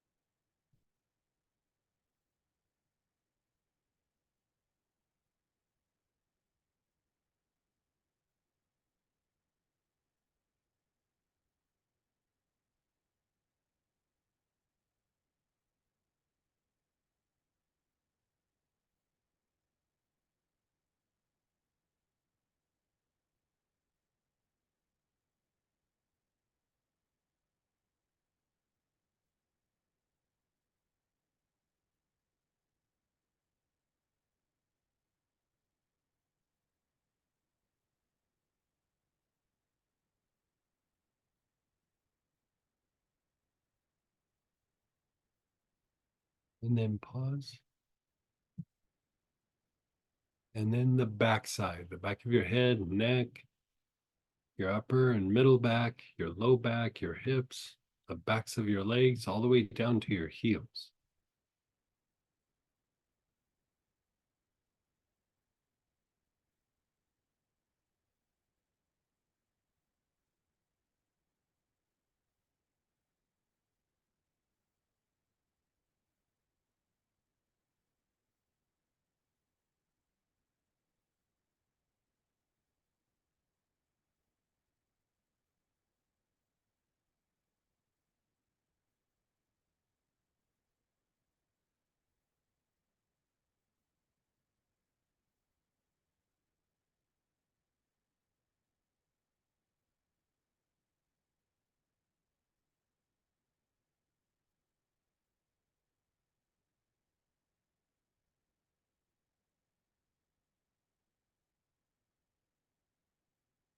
And then just pause.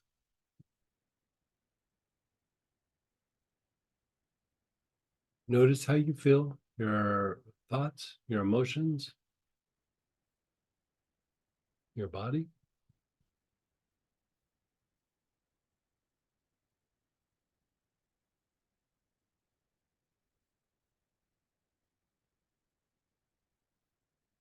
And when you check in with that situation or that person, what do you notice?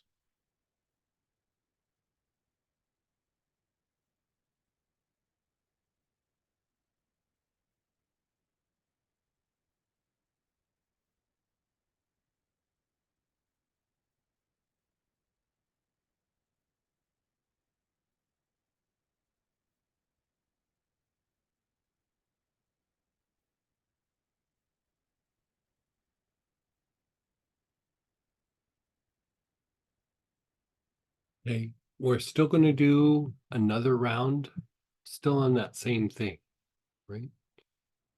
So again, left side of your body, nice, long, slow, deep breaths.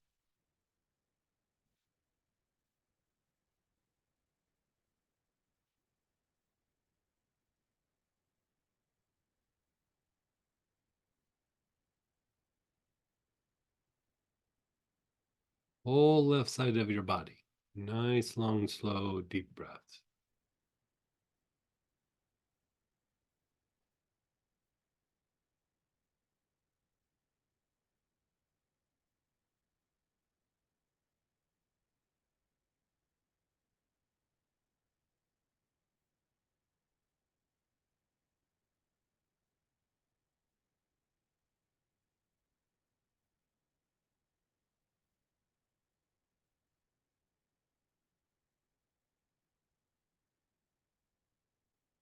Be sure to get up at the side of the head and neck, the shoulder, the sides of your rib,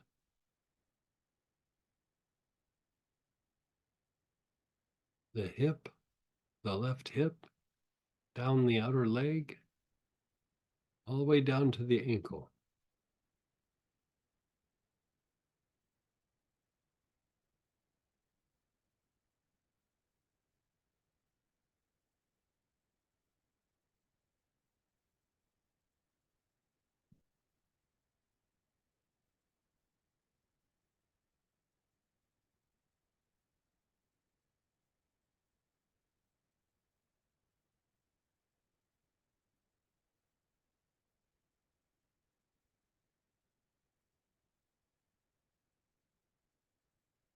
And then just let it go. Just be still for a moment.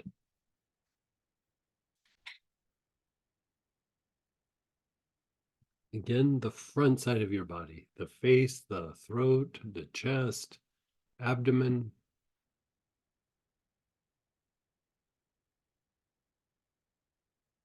Down the front of the legs,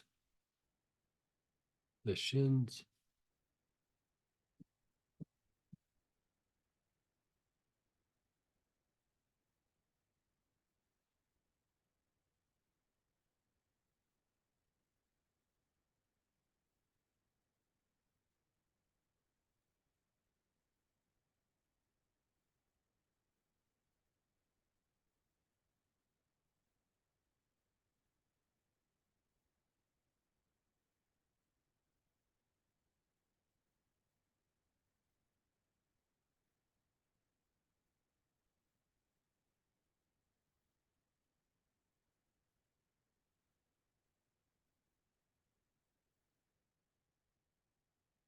And then pause and let that go.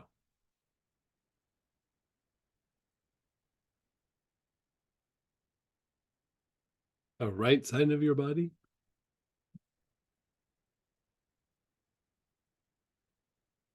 The whole right side of your body.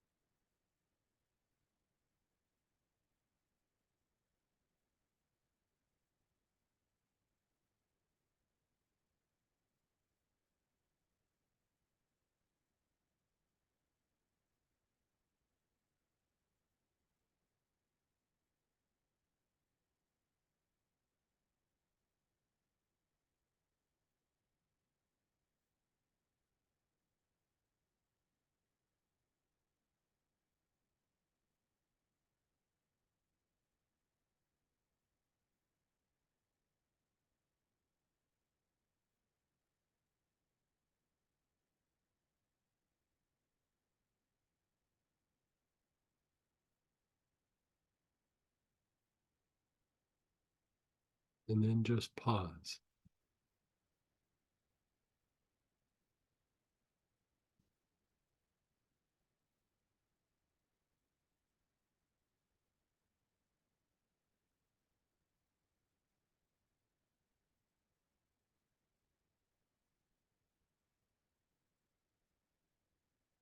And then the backside. Your whole backside, back of the head and neck, upper back, mid back, low back, hips, backs of the legs.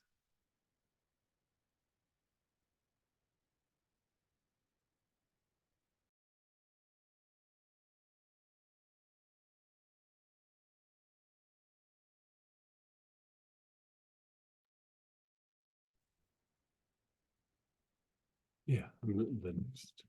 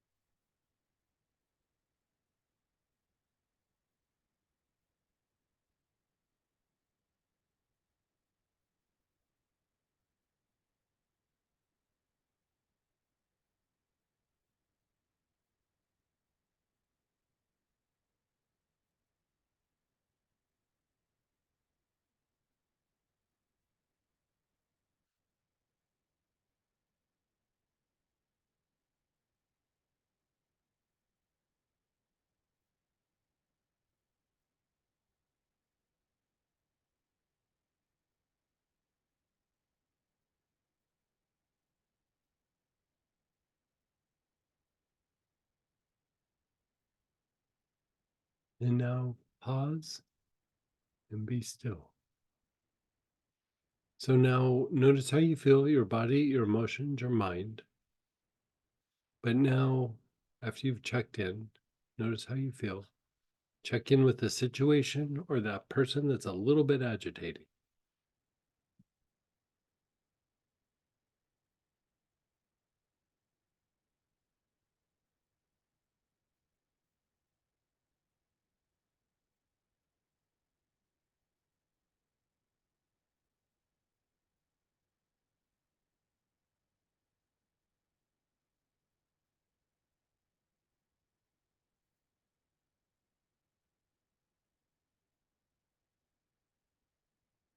What do you notice?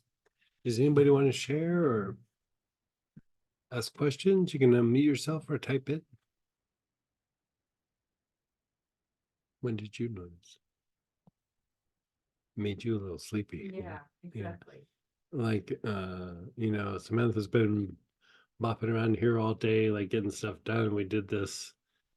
And I think she's yawned about 25 times in the last 2 minutes. And she's just winding down. And going back to what we were talking about at the beginning of the session, like sometimes like having a hard time stepping away, like maybe from your work or a group of people or things that you're interacting, like this can be a way to like isolate yourself so that it allows your body to react.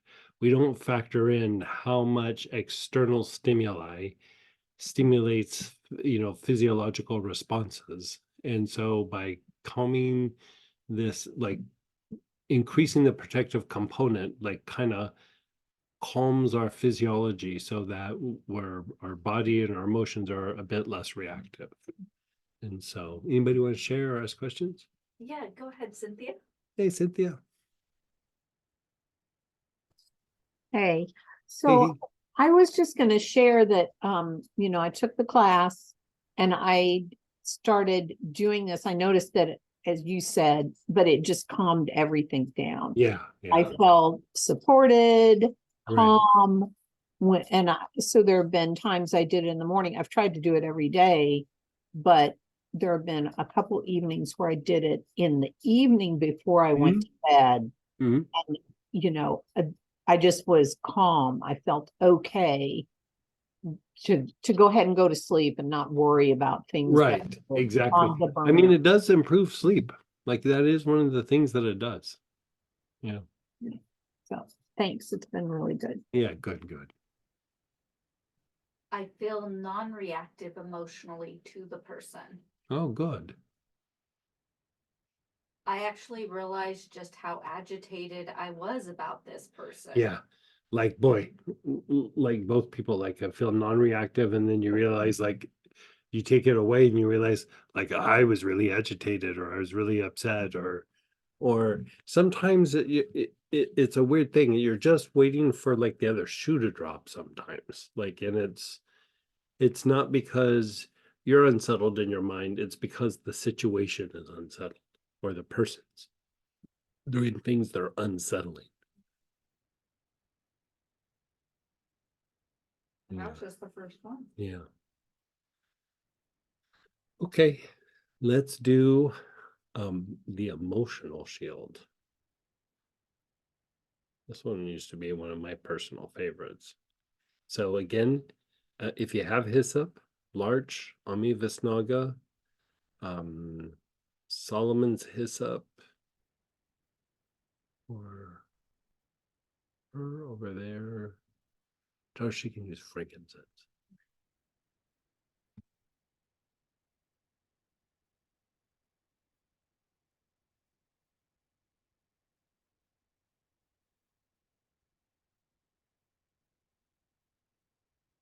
Okay, so again, whichever oil you're using.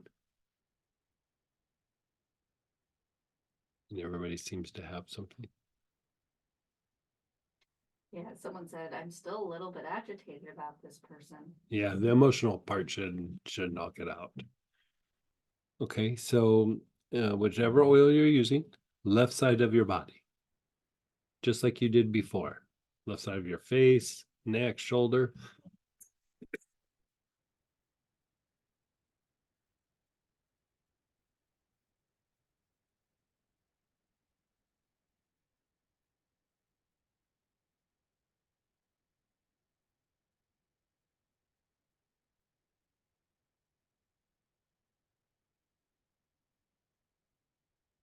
all the way down to your ankle.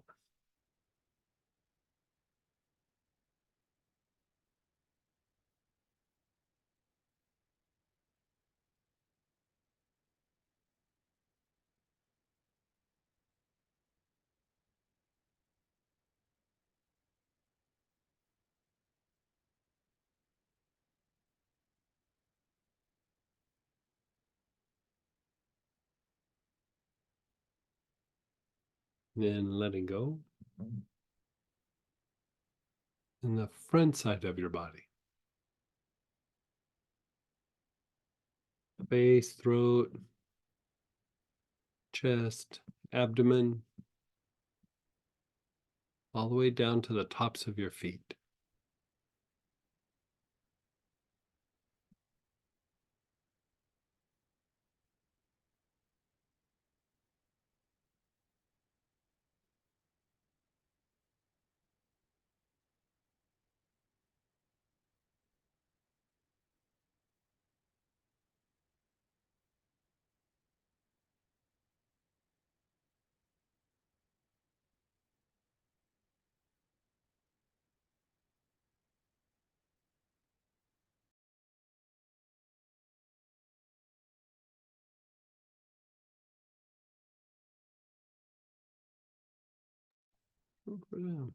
Yeah.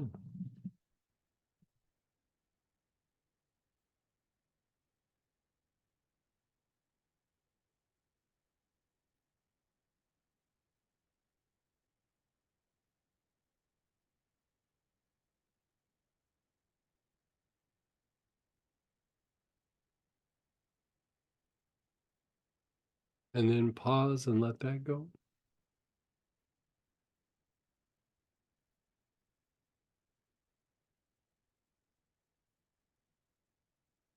And then the right side of your body.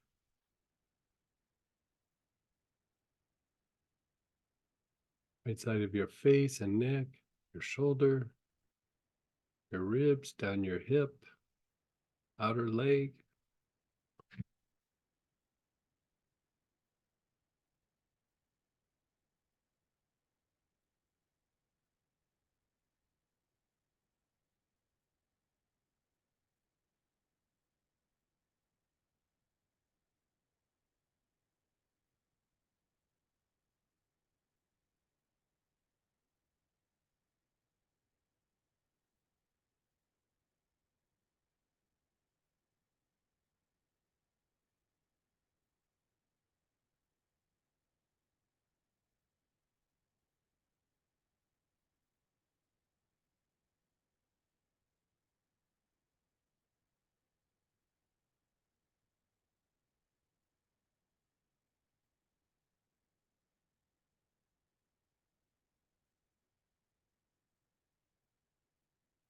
And then pause.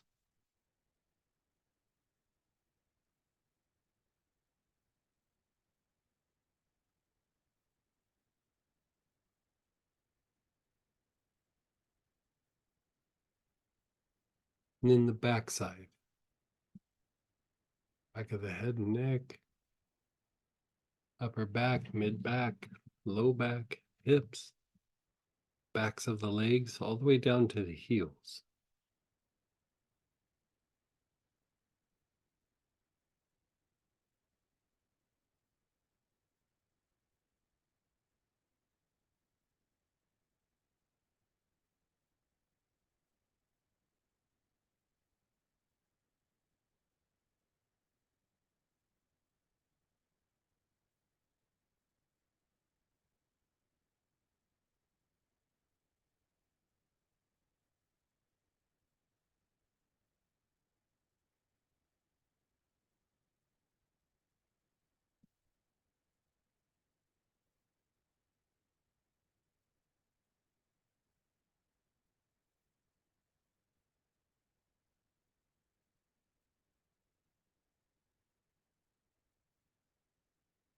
And then just be still. How's that feel?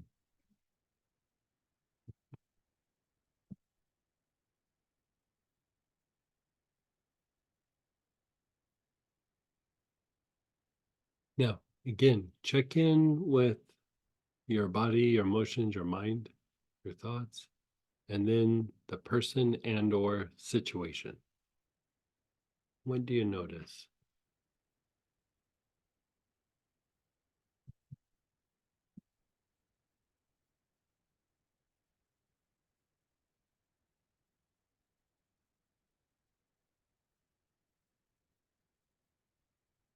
Okay, let's do another round of this. Actually, maybe let's do mental. Let's do the mental one. Yeah, that way we can get it. Yeah. So mugwort, artemisia, chakra root cleanser. I mean, fancy oils would be osmanthus, narcissus, or acacia. Which some might have from a kit. Yeah. But mugwort or artemisia, I think a lot of you have. So.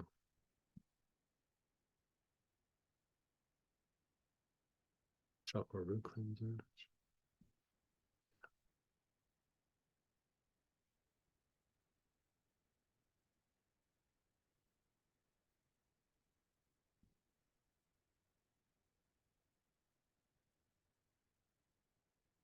If not.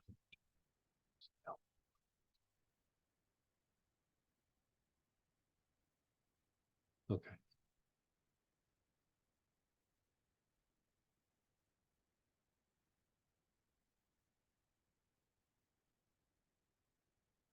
So again, you're inhaling. Awareness is on the left side of your body.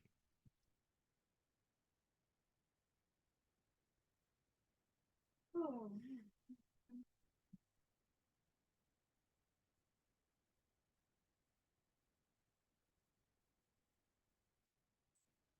Mhm.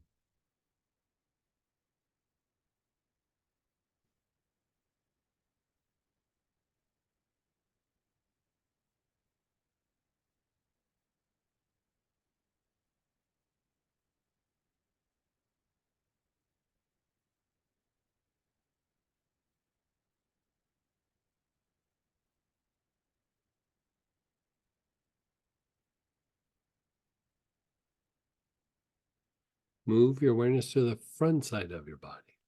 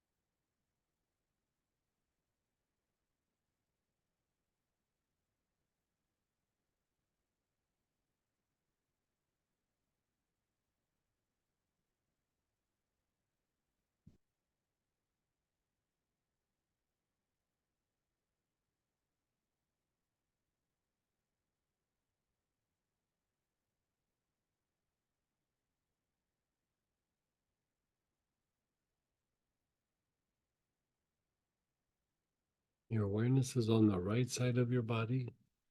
You're taking nice, long, slow, deep breaths.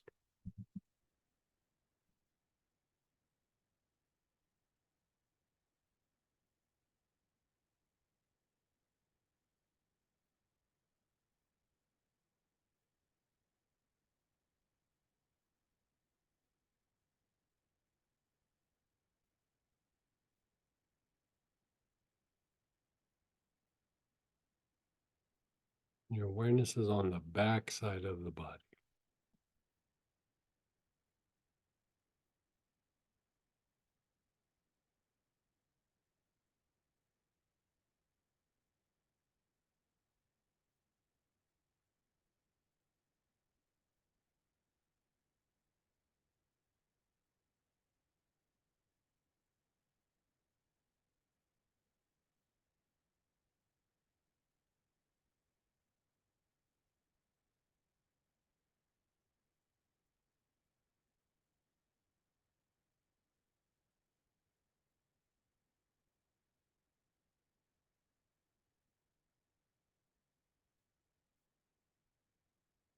And then be still.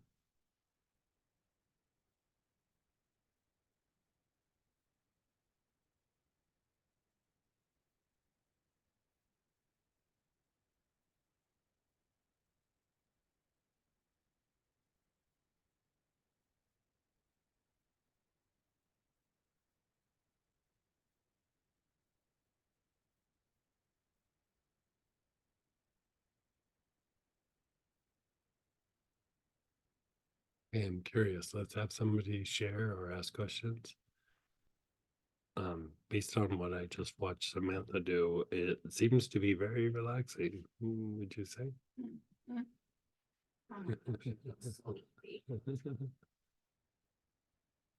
Yes, relax. Yeah, go ahead, Barbara. Hey, Barbara. Hey there. On the first, with the first oil, on the first inhalation on the left side of my head just took off like having a tantrum. Oh, By the really? time, yeah, by the time we finished the second round, it was down to a pout. But it still feels, for the second oil, it got agitated again as well. And it's the temple, or it's the whole side of the head, or? It's the whole upper side of the head. I mean, the temple in particular, but it goes all the way down to the cheekbone and back a ways. Hmm. And with the emotional one, I got this junky feeling in the solar plexus, which is quieter now. Okay. I mean, that could be something coming out, but boy, Yeah. your temples in that area seem to be a thing. It sure does. And in this last one, my whole body got cold. I mean, not the one piece of cold, but like scintillating cold energy throughout the body. Hmm. Yeah, that's probably the energy channels, like, eventually will balance out, but it's just excess of spiritual energy coming in or going down. Hmm. Boy, that side there. And it's always more your left side than your right side? Yes, occasionally the right side decides to have its turn, but it's almost always the left. Is it just deconditioning happening, or is it? I'm not sure. Like, I would think that if it was that, it would have already passed, and because this has been going on for a little while for you. It has. I mean, Let me look into it and let me see. I fractured my skull on the left side of my forehead when I was young. I don't know if there's any connection there. like how did you do that? I went to see what my dad was doing, and I was 7 steps up going to the basement, and I fell on the cement floor. Okay. I mean, it's a thing to explore, definitely. I'm not sure that that's still a cause, but Yeah, something and to it's look not at. quite in the same place, but Right. it's higher up. Okay. I'll look into it and we'll shoot you an email. Thank you. You're so welcome. Yeah, go ahead, Lauren. Hey, Miss Laura. Hi, Greg. So you've taught us that the arms and legs are an extension of the basic chakra. Correct. So this seems like it would be a really thorough cleaning of the basic, or yes or no? Or- Yeah, well, yeah, like anytime you kind of fortify this, it allows for things to come out more and it prevents from the agitation from coming in more. And so, I mean, you could use like, the mugwort we use on the arms and legs and hyssop and things like that we've done before. I'm looking at what we're doing on the Well, physical. obviously, what we're doing is creating the shield. Yeah. But I was wondering if it was cleaning things as it went. It does have a cleaning effect because it cuts you off from like external stimuli. Like sometimes even when we're stressed out, we're still connected to the thing that's stressing us out. And so we go through and we clean things up, but we still got an IV hooked into the solar plexus or something. You know what I mean? This like cuts the feeding tube from that agitation, situation coming into our body. Got it. Got it. Okay. Thank you. So it's cleansing because of that, I guess is what I'm trying to say. That makes sense. Thank you. Okay, I think we're gonna need to jump over here. So we're gonna jump over to the Astara session where we bless the prayer petitions, and you know, it's 15 minutes. It's a good way to get a good like little active service and blessing all at the same time. So we're posting the link, and remember tomorrow night, for those of you who took the Foundation for Mystical Healing study group tomorrow night, and then this weekend deep dive on 3 brains. So free class. I mean, we're going to go into a lot of the mechanics and details of 3 brains. So if you're even just a little bit interested, it would be well worth joining us for the weekend. So, okay, you guys, love you. I'll see you tomorrow, or hopefully on the weekend.